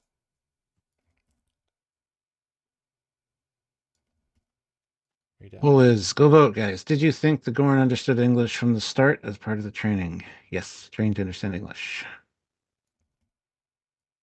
Vote now. Now, I was a little bit surprised the next scene by two things actually, and the lack of a twist. That Ortega's wants to steal the comm relay, which fine, you know, all in for your own self, fine, whatever. But I was intrigued that the Gorn didn't wake up. The way they played the scene, it felt like last second, eyes open, going to go after them. But now, having rewatched it and discussed with you already, very much a case of she's been there so long, so many noises outside. She's going to be a sleeper. I'm done with this shit. I'm just going to sleep. Mm-hmm. So therefore, allows it to happen because it's a real dick move to steal, but also returns it. But yeah.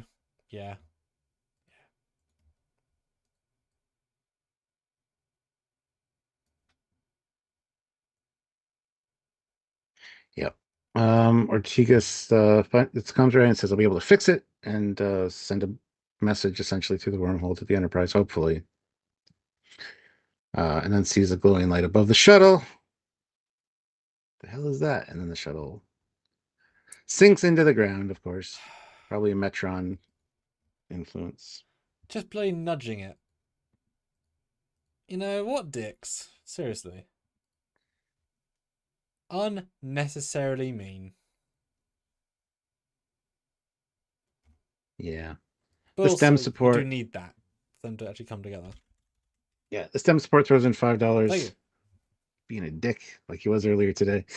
We the people demand an immediate and very detailed live review and breakdown of the Star Trek Scouts and all subsequent episodes. Power to the people. Yeah, no, that is not going to happen. I just don't think you would watch them, and therefore help us make them.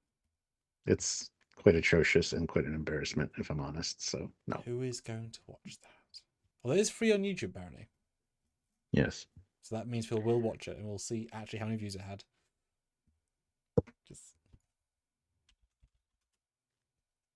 So yeah, the shuttle sinks in, and Ortegas is, of course, now nowhere to go. And she hears like skittering and little bugs around her.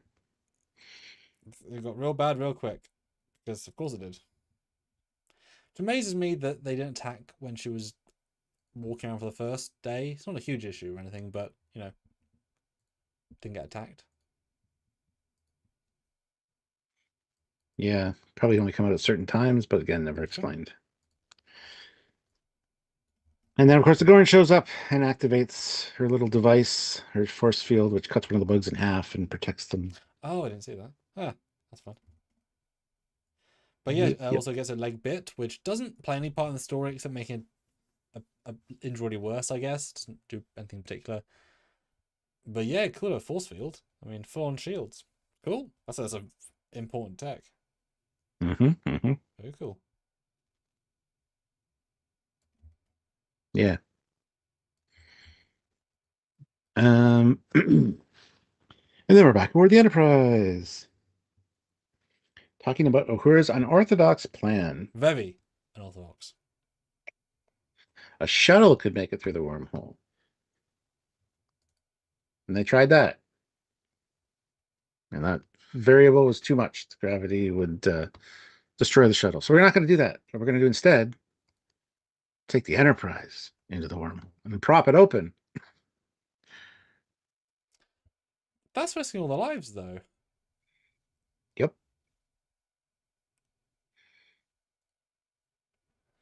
What did you think of this plan? Thought it was interesting enough. Yeah. Definitely all or nothing. All or nothing. I think, but God, I think Pike has a little bit less weight than this plan deserves. I know he's got a chill captain, but conceptually, this is the end of everything. Although, actually, I wonder if this is intentional. Feels very similar now I've said all that to the end of the first episode of the Gorn, where they'd be go between two suns being hit by stuff. It's not the same plan, but visually similar plan to. Mm. Okay. Yeah, should be a bit more concerned. And what do you think of, what's the name? Fudging the numbers. Not great. I wish that Pike's readout would have said little MO beside it, like manual override, but Spock was also standing beside Uhura and essentially saw what she did, you would think, but I don't know. 56 is close enough to 60. I'd be fine with it. Yeah, it's also odd that the preset system on Starfleet pads is to just slide your thumb Manually override what the computer's telling you. and it's just that easy, as if that's a standard thing we should do is allow put it over. You would think it would not be a system to override stuff like that. Yeah. Ray Ricks, 5 pounds. Star Trek seems ambitious as to whether all Starfleet officers even speak English or they talk via the universal translator. So meh, not sure the Gorn would bother. Yeah, maybe they have a telepathic kind of ability. So they don't necessarily understand the language, they understand the intent in the words, Well, I can maybe. see English as a standard in the militaries in the world today to understand, so they can know each other. I would assume Starfleet would have English as standard, but you can choose to speak in your own language. Yeah. The only reason Prodigy was a good scene because they were all aliens who didn't go to Starfleet Academy. Yeah. Is there an episode of TNG or Voyager when they all lose their native tongue, they all speak in other languages? In the original series? No, in one of the later shows. Yeah, there is. Which show is that?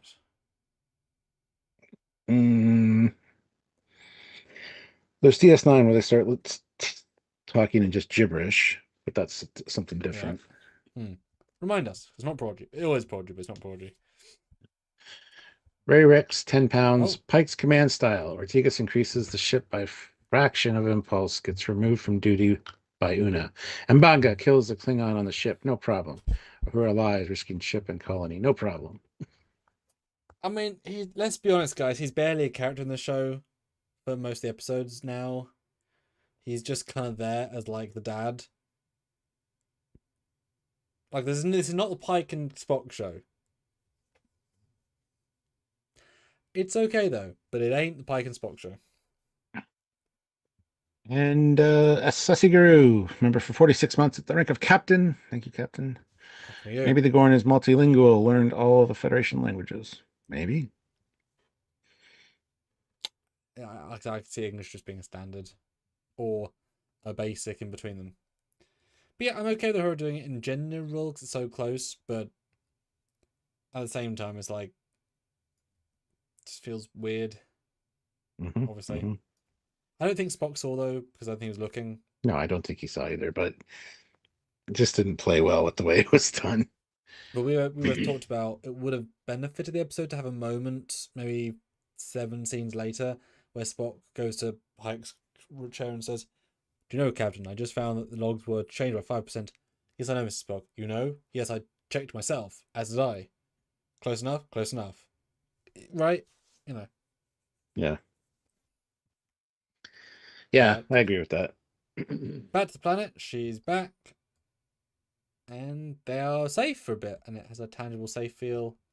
And the Gorn ain't doing well. Yeah, I think this part was a little bit too. I don't know how Ortega's pieced together that she wanted her to put the paste on and all this just from what was happening. I don't really buy that she would have figured that out, but yeah, whatever. It's fine. Ortega's guesses like a boss I think so, yeah. all the time. Yeah. Yes, it just sort of happens.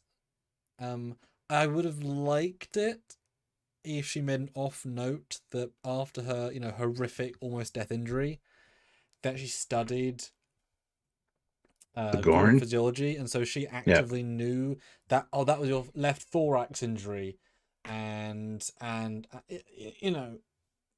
something else there. But like I say, if you assume the Gorn can understand Ortega's, then the fact they can motivate certain looks is more.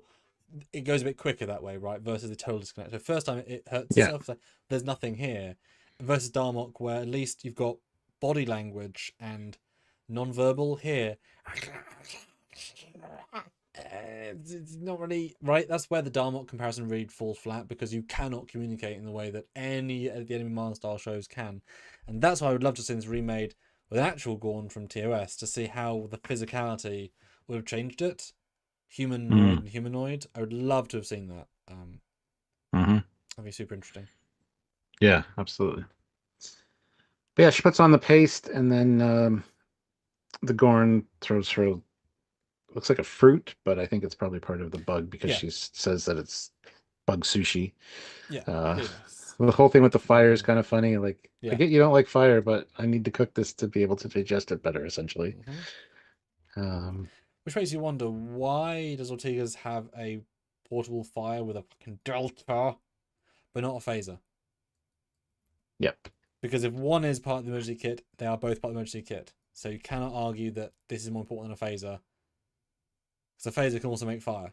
Not literally, but you can do something with fire. So it doesn't really. I was surprised we just had this. This You is so they can sell it later. well, if it was the 90s, yeah.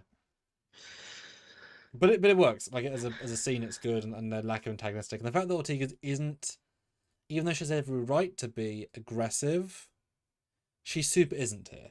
She's really Starfleet measured. She's not somebody. I mean, even like TNG, don't know if this would play this way. If she literally, if Worf, okay, if Riker got stabbed through the gut, lost 4 organs, lost her hand, maybe wouldn't be quite as positive, towards the alien race. I was impressed by the lack of flair to it. Yeah.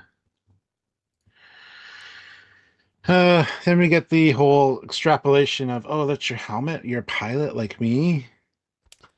Bit of a Again, a bit of a stretch. stretch, but I guess they kept a Gorn fighter from episode 1. Might have been helmets in a little cage. maybe, but it's still a stretch to assume that only the pilots wear those helmets. And I don't also, know. why do you think that's a pilot's helmet? It could be any helmet. It could be a war Yeah. helmet. And also, this does not mean pilot. Does not mean pilot. No, What? I can't. I crashed too. Yeah. It doesn't really work, and that's where again animatronic. There's not facial. But she's good in it. That's the thing. Artigas carries it, Mm-hmm. but it doesn't really work. But they're limited by the what they can physically do, and it really feels it. Yeah, but it gets the message across. It's very enemy mine. But they were an enemy mine. They were on the planet for years, so Mm. it built the camaraderie quite a bit better. Well, yeah, they're doing the best they can with the corner they put themselves into, and I commend them for Yes. trying because they made the Gorn absolutely irredeemable xenomorphs. This is not that, and that's great. Yes. So it really helps. This really could have been a season 2 episode, right? Giving us those Yeah. brutal contrasts early on, and not whatever they did with the Gorn. Yeah. So she's like, I got to repair your comm equipment. So these simple, this me doing charades, it's not going to work. I need to do something better. So she works on the communicator or the tricorder. I wish you would have mentioned. I'm glad one of my best friends is a communications officer. Glad I listened Yeah. to her when she talks about her job. Well, But she sets it up to give yes or no answers essentially. And yeah, this is the whole. How did you know what I was saying? And yeah, just I don't. I know. She knows. Was Yeah, yeah. How has she made this tricorder a universal translator? Because it's doing that. It is. Just in binary, but it is doing it. How does she do this with it? Well, you take circuit A, you unplug it. Oh, would you close the main circuit? You do that. Yeah, you close the main circuit, okay. And you break off tab 3. Yep. And turn it around, reverse the polarity, plug it back into the. But no neutrons. They can't even do no neutron flow. It's dangerous, right? I'll have to write you a flow chart as to how to do this. It's very simple. But only 3 steps, I'm sure. I wish she said out loud what she was doing a little bit. I can sort of buy it does this if it like senses brain states, positive versus negative, and like if Ortega said you have to try and think happy and sad would allow for the yes and no, right? It's the chemical reaction, because if it's this easy and they know they can't communicate with Gorn, it's a bit easy. She does it in 5 minutes with a tricorder she doesn't also know all the ins and outs of, presumably because the pilot. Like Scotty maybe could. It's just a bit. It's fine, but a bit easy. But it helps the episode a lot, in fairness. So it helps. Yeah. Are you a male? Nope. You female? Yes. Look at us. 2 girls having a slumber party. We could plait our hair if we had any. Which is funny because, yeah, of course, yeah, that's nice.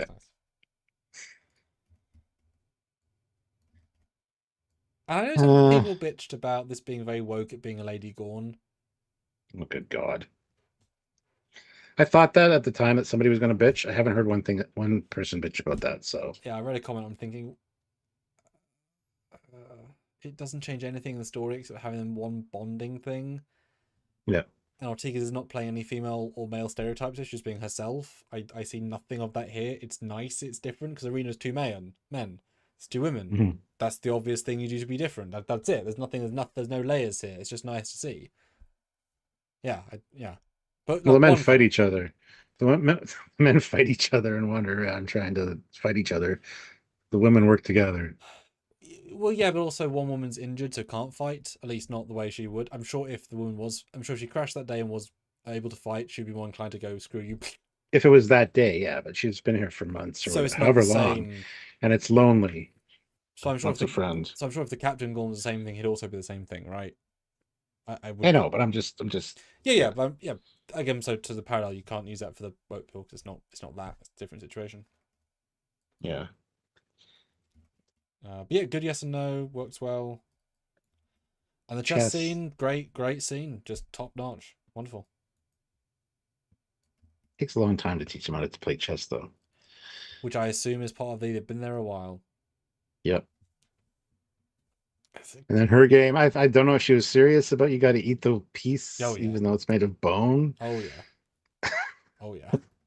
And she was like, no, then she sees that the Gorn's sad. So she's like, okay. I love that. It's great.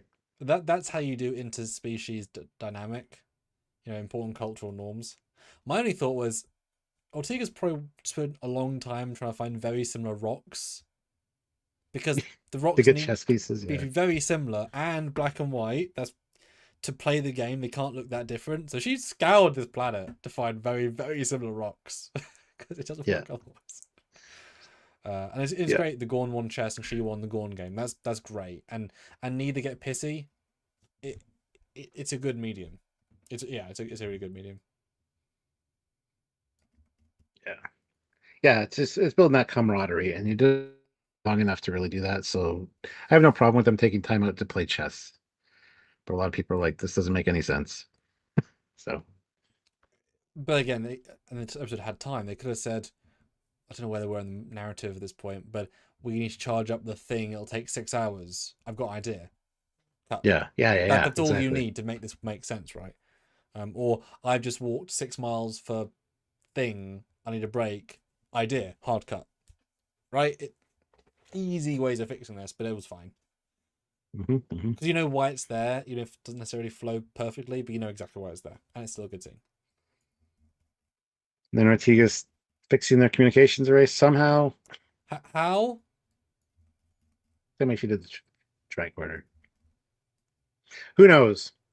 I like how she says, "This is your equipment. Can you help me out here?" And like, there's no response from the Gorn really, so she makes a little paper airplane and says, "I did make these for luck. We'll be fine." This is nice because you saw a few paper airplanes on her shelf, which probably from past missions. I wish some were dirtier, or one had a blood stain on it or something. Well, as we saw from this one mission can be 20 minutes, so no time to get dirty. Yeah. But I don't really believe that she can fix this. I don't believe it. It's too different tech. You're not trained to know this. Like, if you're trying to fix a Klingon tech where it's just a humanoid with different symbols, this is not that. This is like goo tech. It's not the same. Like, I totally buy her being able to fly one of their fighters just offhand. Still be a little difficult, but it makes more sense than this. More sense. Yeah. I don't buy she can turn it on, but I buy that these are the handles, therefore the same logic applies for sure. But I would be fine, totally fine, if she says, "Is this the right one?" Agree. Like a yes or no fix thing. Yeah. Fine, but actually not doing that. So I don't believe this, and it does pull me out of the episode. Luckily, isn't important either. Com relay does nothing, so it doesn't matter either way. Yeah. But don't believe it.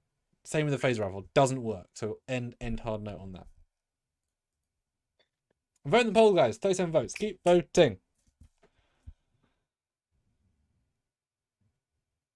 And then the whole, I gotta go get more rocks for your wound. Yeah. Or more crystals. Yeah. And it's like, no, disagree. And it's like, I'm broken. And this is the whole thing. Like, I've seen Gorn destroy their ships because they think it's useless. So if you go back, you'll be killed. So you don't want to be rescued necessarily.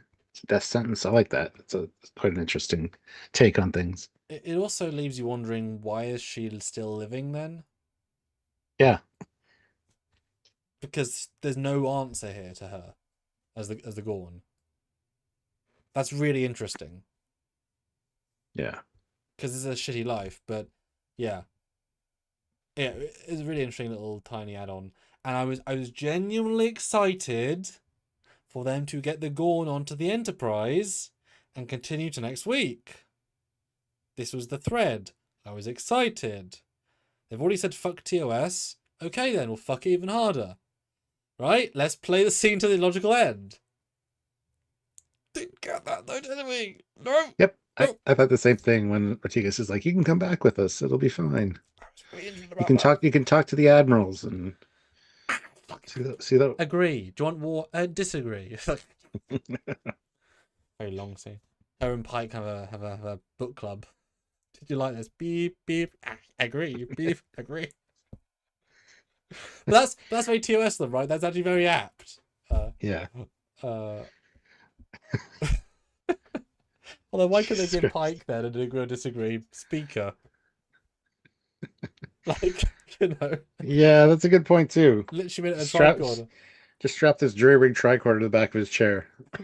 I agree. Well, they've got his voice from his hundreds of missions. Mm-hmm.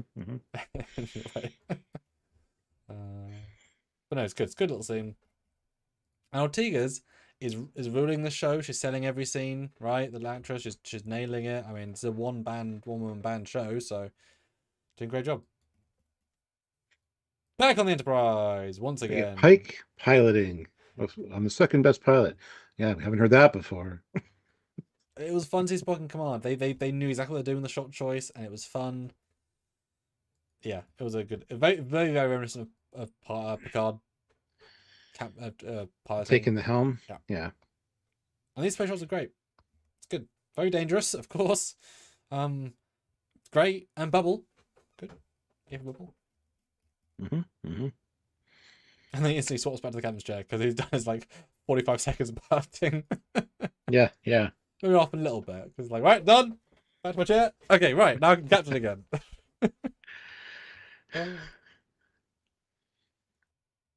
No, but some great visuals of the Enterprise for sure. I think so when we talk about how just what level of oh no they've got to deal with. Because they had no 300 396 planet or moons or asteroids to scan. So had no idea what was on the side at all. So this is a real bad situation. That said, in the probably hour or two they scanned 140. So pretty efficient considering. But still. It'll take longer than we have to get this vaccine. Well, then start with the closest moon and well, maybe we'll get lucky. Well, yeah. Probably the best way to do it. Yeah. Although it would have been logical for them to be able to detect an impulse trail. Right? Given there's no particulates in the system that aren't natural. It's a super classic Trek trope, right? Well, it's an asteroid field. There's a lot of little debris and stuff. You'd be able to see where it was disturbed probably by something going through it. And that would have been really apt if they'd said time dilation or this part of the galaxy is different. This is twice as long, so it's been a week for us to. I could have played and been as to why, whatever. That's the thing about being a lady and not a chap is that if there'd been a man who'd had a beard and he could have seen a visible how long it's been. Doesn't really work with a lady, of course, but. Well, it would have worked with her because she shaves the side of her head, so just hair growth would have been. That's true. So it can't be that long unless she's so she doesn't grow. Which sorry. Using her emergency knife in the kit to shave her head. I don't know. I mean, also true. Yeah. Oh, I love this next scene where her cowl entirely makes the lights not work. It's just like pointless. Yeah. It's just such a stupid little non-thing. Just move it. The one job. Need the light. Yeah. Talking to the little light thing. Like, I see you over there. What did you think it was then at this point? Because I certainly had a feeling. What did you think? I thought it was just some omnipotent thing. I didn't think it was a Q. I didn't think it was Trelane. I didn't think it was Metrons. I just thought it was maybe even former inhabitants of this system that are just hanging out. I wasn't sure. I knew it was something intelligent for sure, but yeah. I didn't have any wild theories or speculations while I was watching it. Yeah, I didn't think Metron until they appeared, until the hint of them. Yeah, I was certainly thinking another TOS, not literally, but TOS style impotent being, which is fine, godlike being, happens all the time, no problem. As we got on, I thought it would be definitely interesting if it was Trelane. There have been 2 payoffs to the same season because Ortega specifically had the PTSD in his episode at the end. And so I can imagine he was saying you were hurt as I was hurt by being blared, whatever. I came down to help you learn something, and my version of this is to have you go through shit. Yeah. Both would have been very interesting. Metron works fine as well, but that would have made sense as a double payoff to the season. Yeah. You were the only one that wasn't having a good time at my wedding. Yeah. I could sense it. Why? I figured it out. Trying to help you. Yeah. There's something there. As punishment for me doing that, my dad made me help you. Oh, there you go. Yeah, exactly. Yeah. I felt one sentient creature, one sentient grub every 6 weeks. It's like Yeah. every 4,000 years. But then she gets chased by these things, and I Mm. don't know exactly what she does at the end. She holds something up and it explodes, and that was the battery, I guess, for the charger, charging the comms array. I don't know. I'm kind of confused by what happened there. So I thought that was reasonably, for me, I took that as somewhat obvious in that she saved the flare, cool. She flares, the flares make the creatures explode. Because the flare is not fireballing, right? That's ridiculous. And it was because the shield was barely working anyway. And it can deal with little bumps, but a proper energy powerful attack just overloaded it and fried it. I didn't get that it was a flare. She held something up Oh no, and then it she had a flare in a exploded. previous scene. Oh, okay. It was from the first scene. There was a Okay. knife and a flare. I know, but I didn't know it was the flare. Yeah, it was a long delay using it for sure. But that's the flare is what she launches into the atmosphere later. No, that's the pack. That's the power. That's the jetpack from the Gorn. This is her flare. No, but she puts the flare in it. No, she puts a little She puts a Gorn activation thing. Yeah, to fire it. But before that, when she sets it up, she puts the flare inside it.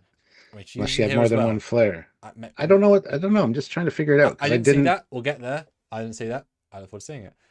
But I wish it said something about the overload. But I mean, shield broke. I mean, it's old, barely working. I guess. Not that we've got that sense, but yeah, it's a bit like, oh, we're in the third act, right? It's more that. That's what she says. They just killed us because without that, we don't have the shield protecting us from those creatures and the storm. The storm. And the Gorn's probably thinking, oh, For fuck's sakes! I've been here 97 days. Goddamn humans! They ruin everything. I mean, I'm happy to die in a sense, right?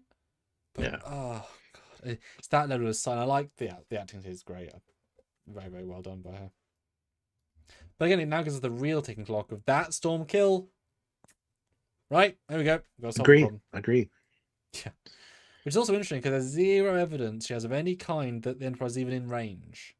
There's no information of any kind, right? Everything here is because I don't want to die here. Let me try something. Yeah, it's the same with Galileo 7. There's no chance the Enterprise is still here. It had to go do the stuff for the colony. Sending out that flare was a good Hail Mary, Mr. Spock. Won't work, but worth it. Thanks for playing. I guess. Yeah. Yeah, so here they come up with the plan of creating a burning SOS. I know my people, they're still looking for me. She does say that, but and it just happens to show a thruster pack. Just happens to have it under a tarp. Yeah. It feels very and that's like it. We forgot about this, right? Or like, oh, just tarp. That line sounded like ADR to me, where because it's so quickly said too. Yes, a thruster pack with propellant in the tank. Like, how do you know that? Thruster pack you could probably recognize, but with propellant in the tank, and she's not.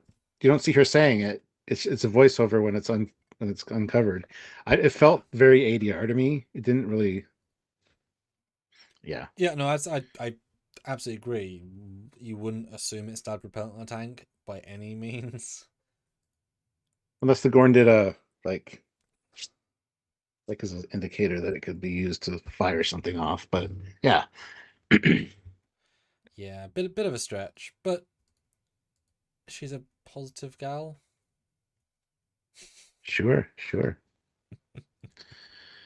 If we pull this off to be a giant fireball and we're going to burn to death, sweet. Okay, good job. And then we find out that she's got the heat shield from the escape pod. Mm. And this is a good plan. You know you like it. Disagree. Yeah. 54 likes. Guys, get those likes up to 60. We got 57 people here. Hit that like button if you haven't. Vote in the poll. We have 40 votes, which is really good, actually. Yeah. More votes. Yeah. And then she is moving the tech, which I like the idea that it actually is beyond her strength wise, because like probably it is. Mm-hmm. But she's trying. Fair dues. And it does take the Gorn to come out and say, I will help you my tiny, tiny friend. I am, 7'6", and even weak. I'm much stronger than you. Let me help, Yeah. because you're gonna need it. And if I actually hold the hand, it's a very sweet human moment, even though it isn't. And I assume they built a custom prosthetic piece for her to actually, like, it felt as if they lifted, because you don't build the prosthetic arms actually have tension that way. It's a Mm-hmm. small note, but I like that it felt tangible. There's a pull. Small thing. Yes.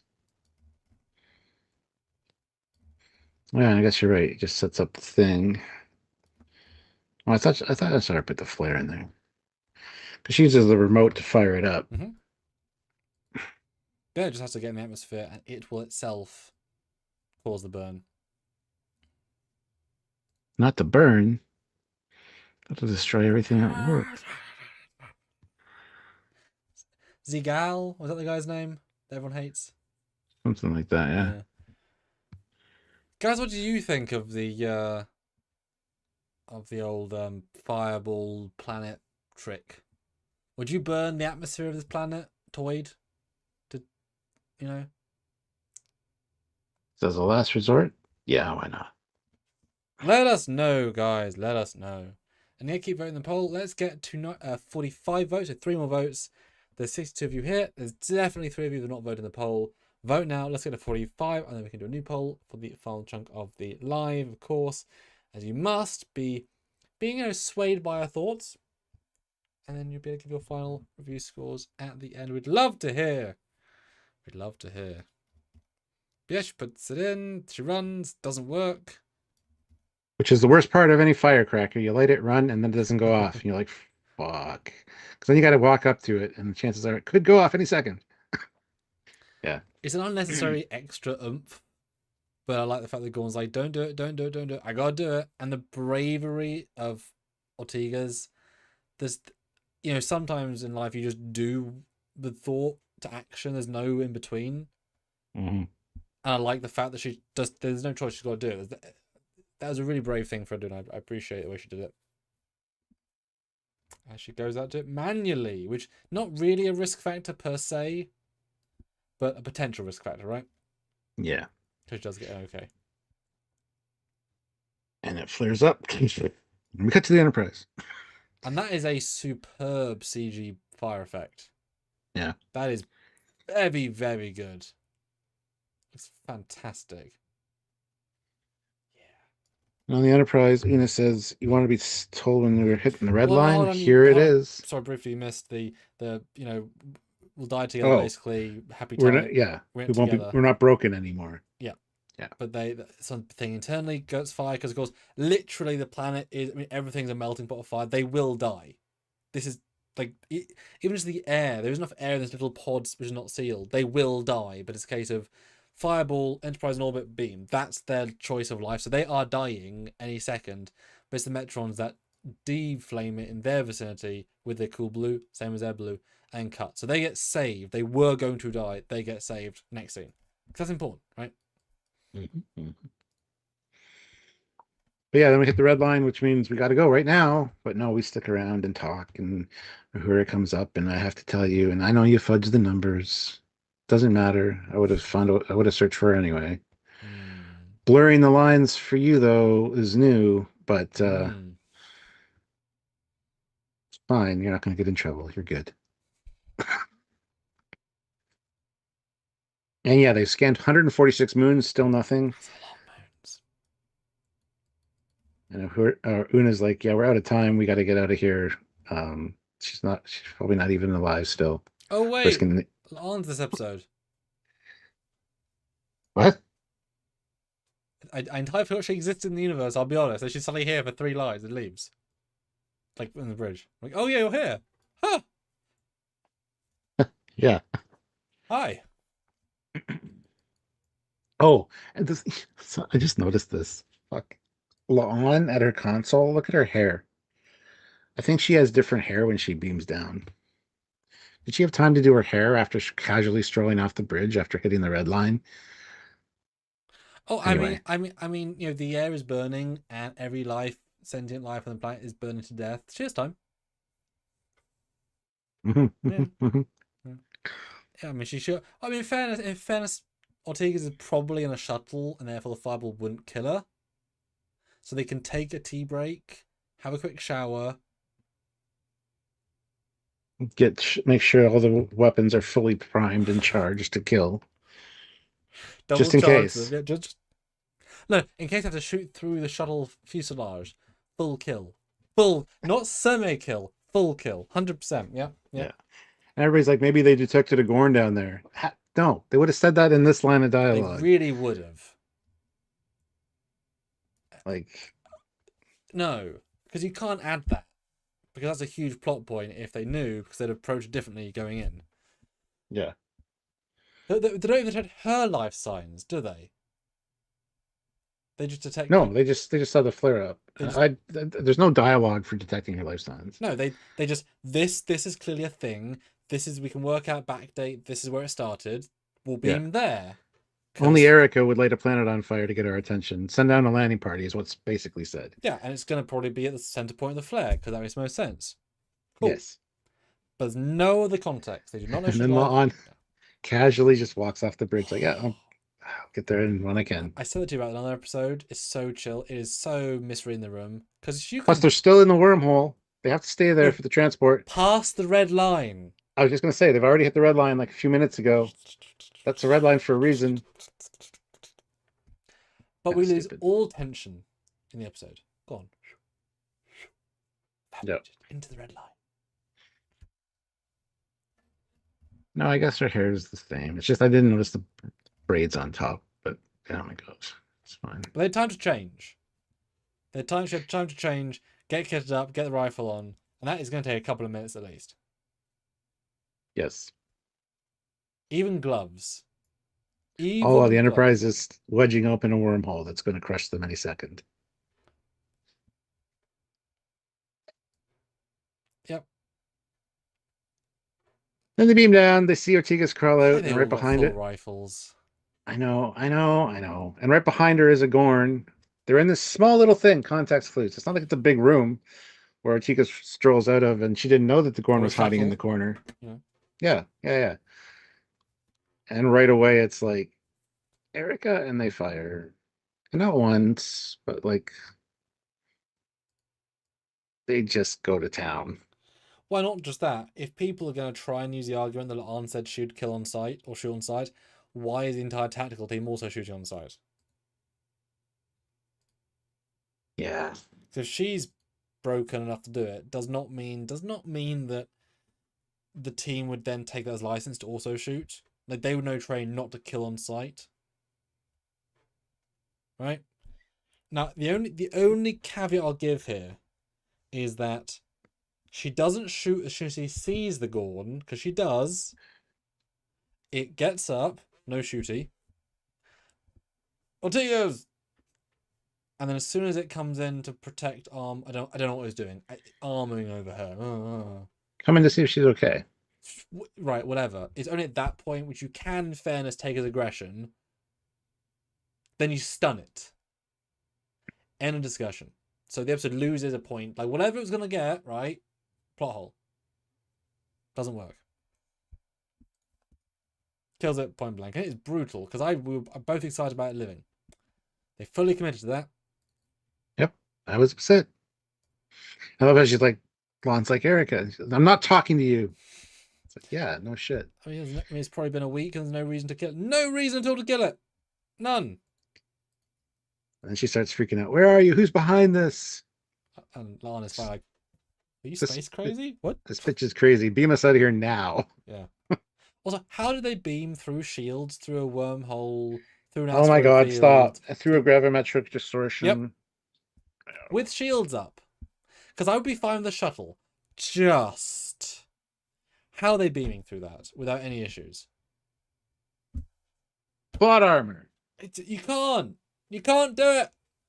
And it would be fine. It'd be fine if Enterprise flew through and said we've got 1 minute to go in, out, beam, right? And then the shields go down, whatever. You can't be beaming. The ship is dead. And they're past the red lines. Their shields are being impacted. You're not doing this, guys. You can't do this. Does not work. Huge ass plot hole. Uh, And as I said, I just want to say this again at the end of this because I've said it a few times, but oh, if they had just stunned the Gorn, and because of the infection that the Gorn had from its legs, it was already sick, that was enough to have it die as a result of a stun, I would have been fine with the ending. But the fact that they went full kill on the thing, that is just not Starfleet. That's not how this works. So, and that would have been easy to do. Just stun it. It was just too much for the, it's, because it was already injured. It's fine. Yeah. yeah. Sussy Guru, Oh, oh, sorry, throws in €5. La'an instantly killing the Gorn is consistent with her character, even if it was a terrible decision. disagree. It would have been consistent with season one La'an. Um, yeah, and there's no reason that the rest of her team would have fired as well. And that would have Oh, been actually subversive if they all stunned first with blue and hers I was red. Then I'd be like, well, ooh, I can okay. see I can see one of the security officers panicking because they're young Yeah. and they're scared and they fire a kill shot. Mm. That would have been more acceptable to me. But everybody firing multiple times.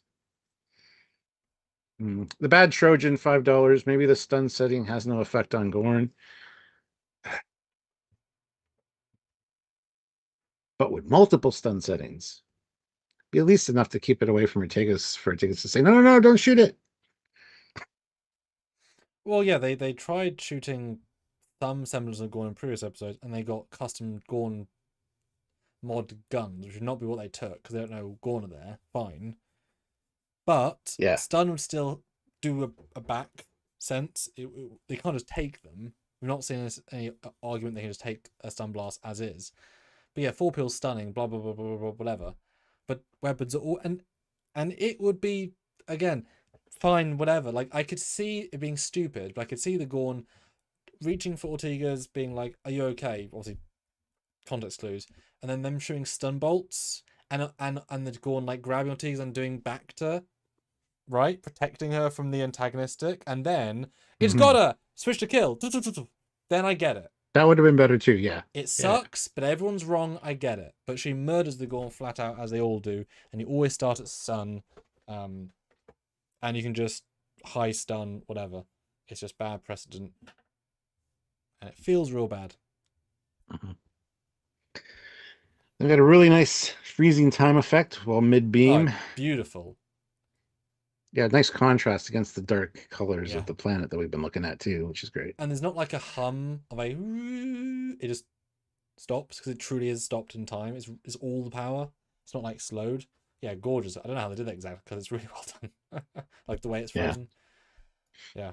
And this was fun because I was like, they could go anywhere.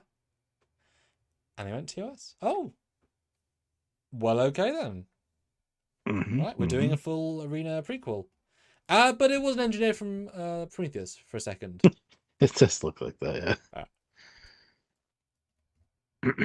and as we'd said in our other review, which we'll see soon, not at all looking like a Metron. Side by side them, not even close.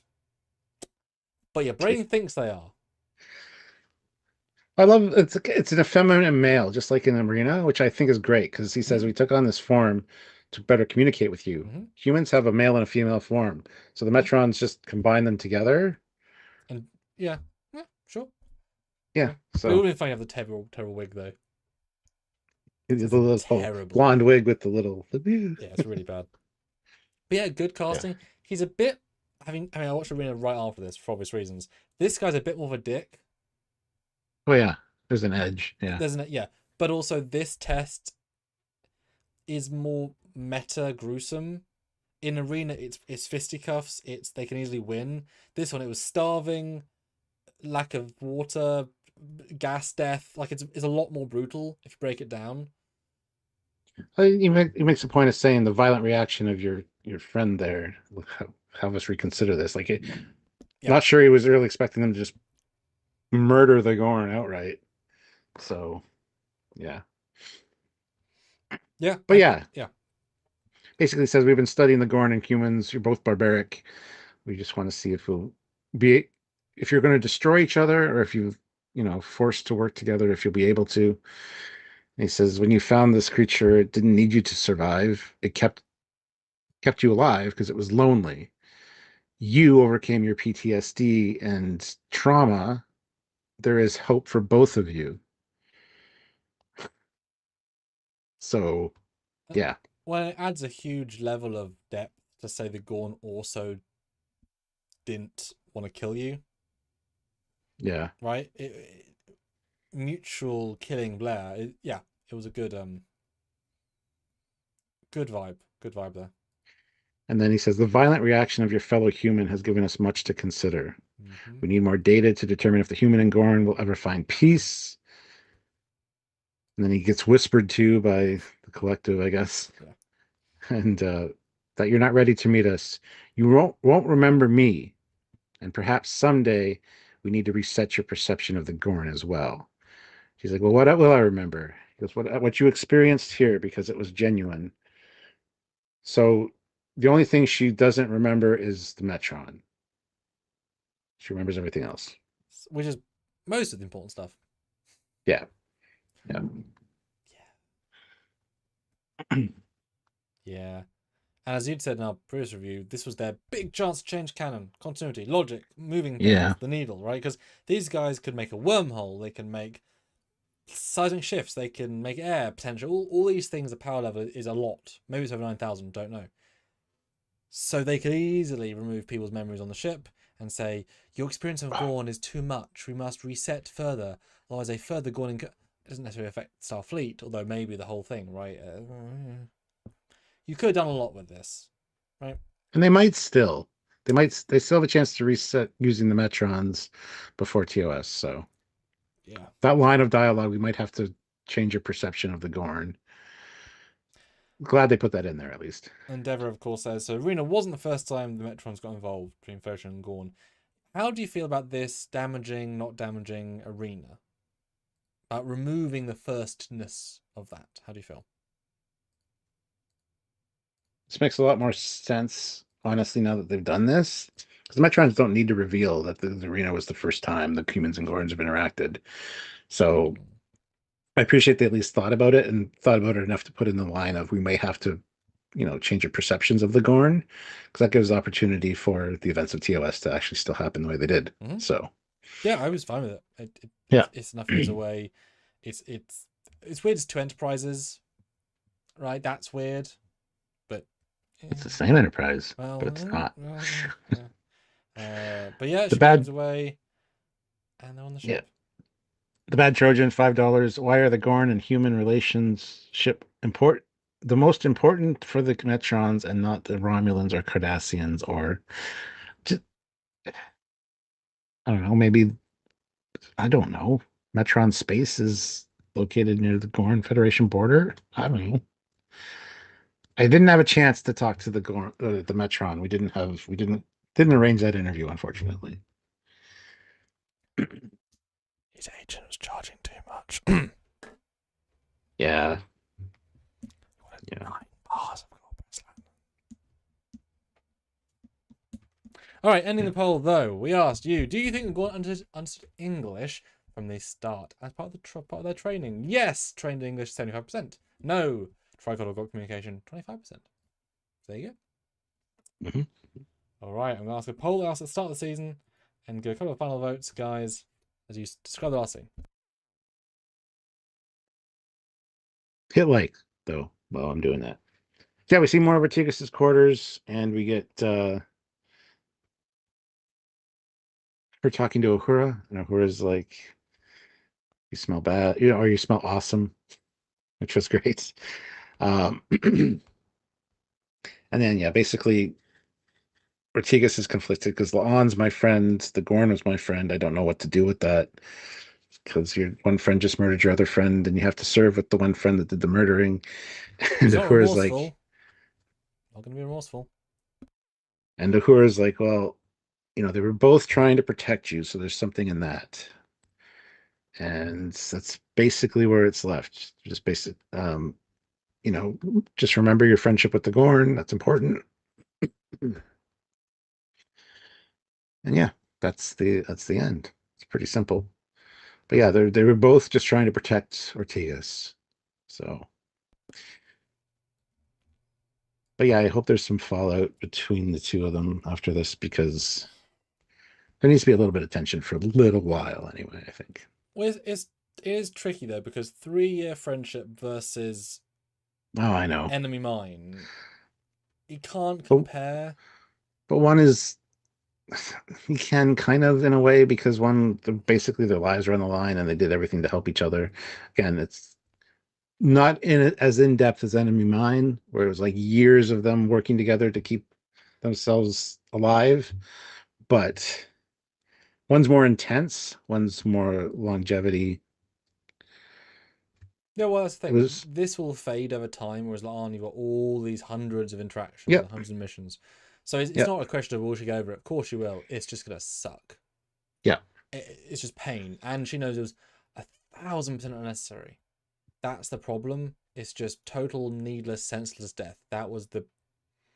And I would be nice if Laan gets a little telling to and says maybe don't murder on first sight. Maybe yeah. this genuinely was a Gorn who never hurt me. Well, slight bruised ankle and rib at one time, but we'll ignore that. Who would have helped us? Who could have shown us some ship stuff? Like that could have been the most important single asset against the Gorn hegemony ever. Hmm. Think again. Think twice. I can't see it coming in again, but it would be nice, right? It would be nice. Yeah. So I love that if you the like, oh, what went down reveal the polls well, if you could. yeah, just one second. And then the final piece that she puts on her shelf Yeah. is the piece she supposedly ate, and it looks very similar to a Gorn fighter, which is cool. Although it amuses me that Beto's picture is just a modern like DSLR camera from Wish. Yeah. That's such a shitty looking camera. Looks like he's taking a picture of it's just an actual picture of the kid, probably, Well, of yeah, of the actor. but that's a Looks like he's taking a really, picture of the little game piece too. you know what I mean? It's a really cheap looking camera. Yeah. Like that's like a yeah. Anyway, although yeah, lovely to have the game piece. I knew that was going to be the payoff to that, but also it works because she likes fighters and she likes aircraft. It's actually an aircraft piece, as daft as that is. Actually keeps the consistent. Yeah. Yeah. So the poll: which season of Stranger Worlds is the best? With only one left to go. Mm-hmm. Season 1, Welcome to the Show. Season 2, Sing Along and Lower Decks Crossover. And Season 3, Gorn, Trelane, and Zombie episodes. Because I will remind you all that almost everyone said this season. Almost everyone. Mhm. Yes. All right. So All that's the right. end. So Stuart, my good man, I'll super chat your thoughts, comments. Give us your So scores. super chat your scores. That's important. We'd love to get at least another 5 to 10 super chats. Would be great. It all helps a boat ton. As you or PayPal if you've got a quick 20, whatever, all helps. So Stuart, 2 and a bit hours review, a lot of depth, a lot of thought, way more than we could have gone for because there's actually a lot in this. How do you feel now after this review? And at the end of that, let's go with scoring. Feel the same as I have all along.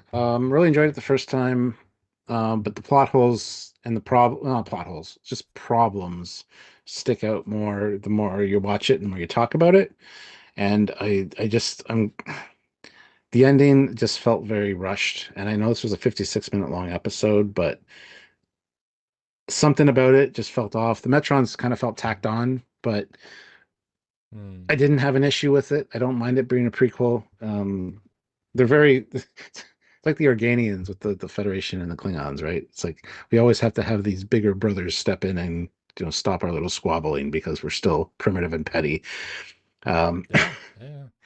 And maybe the Metrons are interested because humans and Gorn are so not similar. One's reptilian, one's you know, I don't know. I don't know whether. So anyway, no, great episode. I loved Ortigas having an episode. I love the enemy mine vibe and story overall. But every time it happens, I'm like, oh, here we go again. Same cliche. Happened in Battlestar Galactica too in the original, where Starbuck was stranded with a Cylon and they had to work together to survive. It's a tale as old as time. It's been told for centuries of soldiers that are at odds due to propaganda and bullshit that to find out they're very similar. They all have friends, they all have family, they all have same feelings essentially. I think it's a great message for Star Trek, as I've said, and it's a good story for Star Trek to tell. It really fits in the framework very, very well. And I think Ortigas did a fantastic job with this episode. There are a few questions that come up, like why no phasers on the shuttle? Yes, we're reducing weight, but it's one of those things, right? Like it would just make sense to have a phaser med kit, the necessities, which they've always had, really. Usually the phaser gets damaged or destroyed or something, but that's never addressed. Like there's things like that that I think just weren't well thought out or written. Maybe they were and they were cut. I don't know. There's too many questions in this, unfortunately. It's a very mild drop the ball. Yeah, yeah. And also the storytelling conceit of we fit the red line and then have another 5 minutes of discussion. It's like you do realize what that means. Like that's the end. Doom. You got to get out. So I wish it would have been like 2 minutes to the red line, just so we have time, because it just doesn't quite work for me. Um, yeah, I don't think Lon should have fired at Will. I don't know if the Gorn's name was Will, but she shouldn't have fired at him. Her whole team, just the tactical team going down with phaser rifles didn't make any sense under the circumstances. As far as they knew, it was just a crash shuttle and Ortigas on a moon. You'd probably have regular phasers and maybe one or two people, but not, she had three with her in full tactical gear and rifles. So that just, which I could have forgiven if it was one of the tactical officers that fired when the on was going to fire, changed her mind and yelled no and killed the Gorn. But hopefully they're building up for something with the Ortigas and La'an relationship, which we'll get into in the next season or whatever. So I'm looking forward to what comes of this, but at the same time, it was a heart wrencher. I was upset when the Gorn got killed, as most people were, and didn't necessarily expect to be liking a Gorn. But honestly, the animatronics and all the stuff they used in this episode to bring that Gorn to life, I think worked really well. Did get a good sense it was a kind creature, and I think that's really cool. So my scoring for personal enjoyment for this one, for me, I'm probably going to go with an 8.3 out of 10. For all those strange new worlds, probably an 8.1. As you said, I think it lost a lot of ticks here and there, score wise, for certain elements. And unfortunately, yeah, there are other ones I really enjoyed much more this season, mainly Lots of because they other people didn't want. didn't enjoy so much, apparently, because I'm Yeah, pulling I up know, your score right? charts. Like, oh, Yeah. And yeah, I mean, this episode made me want to throw up at one point, and also then was kind of like sad at the end. So it made you feel things. so you're welcome, is what you're saying. Yeah, which a lot of the lighthearted ones, yeah, they make you feel good. They make you put a smile on your face, but this gave you the gut punch of like, you know, And a I had good story should and I sometimes. had a lot more weight than the zombie one with the Mbenga Klingon fight, Absolutely. which Yeah. is meant to have a lot more weight, but a non-speaking Gorn, what this was weight right, and that's like, oh, guys, the first time because this is Yeah. Yeah. So super chat wise, we got Ray Ricks with 2 pounds, 6.5 out of 10, but okay. I just manually overrid it to 7. Oh, there you go. 7 out of 10 from Ray. Okay. Mark Lawrence, $5. Maybe the Metrons already know that the Gorn are needed as an ally in the future fight, like Procyon 5. Maybe they do. If they're not corporeal, they might not be linear. So, Yeah, too much for me.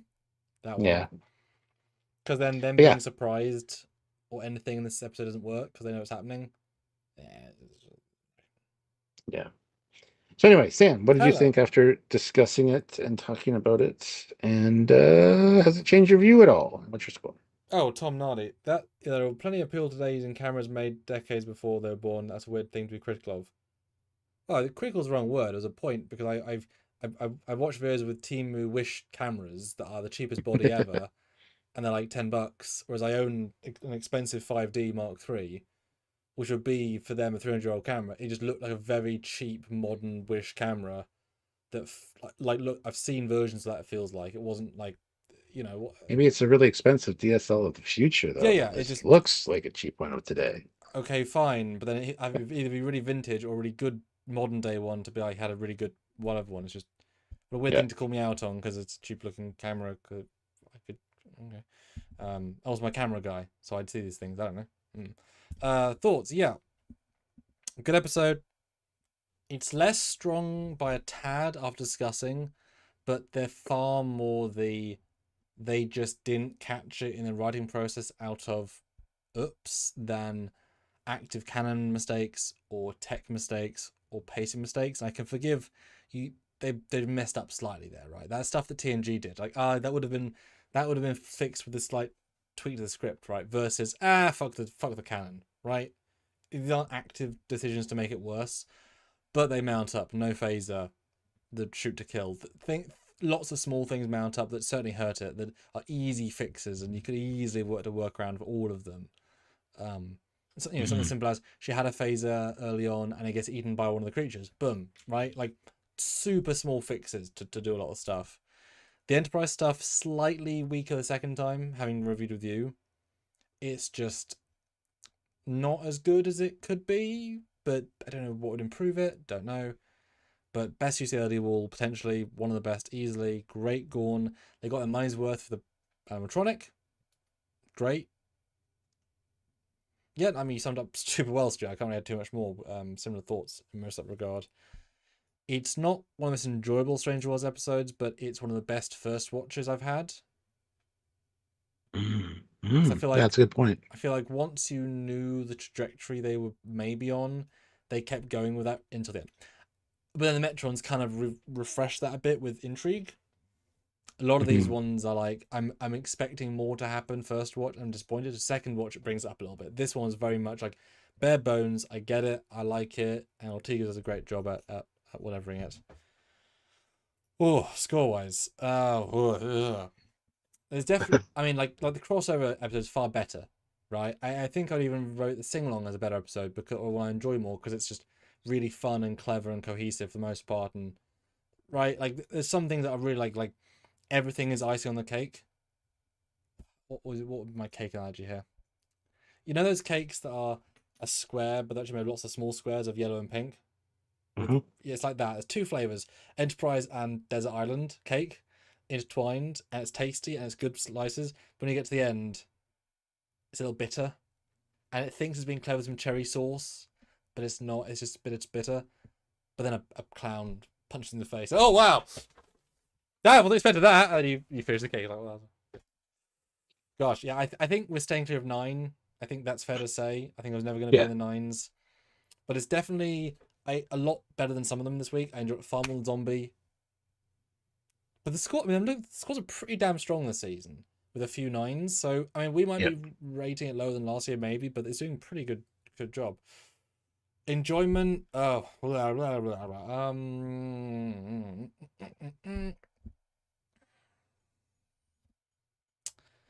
oh man. I'm going to use the logic that I think because it successfully improves the Gorn story arc significantly and Ortega's, I'm going to make the slightly tactical logic of it's less enjoyable as an episode, but it's a slightly stronger Stranger Worlds episode because of that metric. So I'm going to say an 8.1 for this enjoyment, but I'm going to say 8.5 for the season. So I'm slightly reversing you. For the season or all Stranger Stranger Worlds? Worlds. I think it does a better job overall. Yes. Just like, yeah. I see what you mean. Yeah. Yeah. Interesting. Okay. Cool. The hell are people's scores? Because I don't freaking know. Hypno member is the first. There was 7 out of 10. But the poll is at 33. 33. Can we get 35? Because there's a bit of a fight. Vote now. 49 people. I mean, 49 people, right? That means you've not all voted. 40 votes. Go on. Go.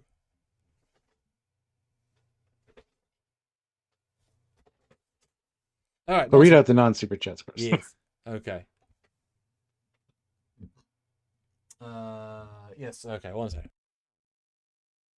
He's got a yawn because you bored him all with your scores. After 11:30 at night. Hip number 7 out of 10. My score would be higher without the Metrons. Oh, okay. Chuck Jones, 6 out of 10. Devereaux, 8 out of 10. Stanley, 6 out of 10. Lesser Logic, 7. Bad Trojan, 7. Devereaux, I think Sean of Trek Culture put this as his favourite episode of the season. Okay. Out of 10, I guess. Well, almost, I suppose. That would almost be out of 10. YouTube just crashed on me. Back up. Joseph, 7.9. Good Trek version of Enemy Mine, but crappy ending. Tom, I'd say 8 out of 10. Probably my favourite of the season. Aussie, 8.9. Mum gives it a 9. Donnie gives it an 8.5. But I don't agree with you. He's going to give it a 10. So, no. No, I think he did give an 8.5 on my first reaction. Oh, he hates it. God. Wow. The vitriol of that man. We hate something. It's crazy. BJ turns 6 out of 10. Lots of flaws. BJ, what did you give the first episode, do you think? Because I enjoy so much more than the first episode. Mm-hmm. And Captain Corey, 8.5. And the poll, we've got up to 36 votes. Can we get 4 more and 1 more super chat? Oh, we're $7 away. Oh, guys. Either way. No, Scottish Nightmare, top 20. That's fair. There's only 30. I think that's fair. Right? It's fair. Yeah, this would be a fascinating show to go in and do the full rewatch, as in rescore of the entire season as the ABC ranking, right? Mm. That would be super interesting. Any final anything? Any final anything?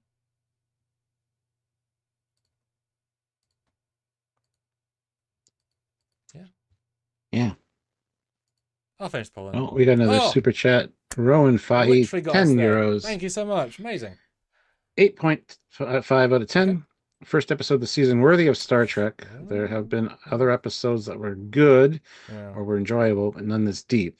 But I still don't think they'll pull off the Gorn versus Gorn TOS versus Gorn Stranger Worlds thing. Yeah. Fair assessment. And you got to the goal. Thank you. Amazing. No, I agree. This is definitely a Star Trek episode. Yes. No ifs or buts, and it felt notably different. So that was great. But finish the poll, 36 votes. Which season of Stranger Worlds will be the best? With only 1 episode left to go, which most of you said season 3 at the start of the season. The votes are in. Season 2 is now winning at 39%, 33% season 3, and 28% season 1. So that has entirely changed. Interesting. Beautiful. Right. All right. Well, thank you guys for joining us. Check us out later this week, tomorrow for live as well, talking about Star Trek Day and all the stuff that was announced today, our discussion on it.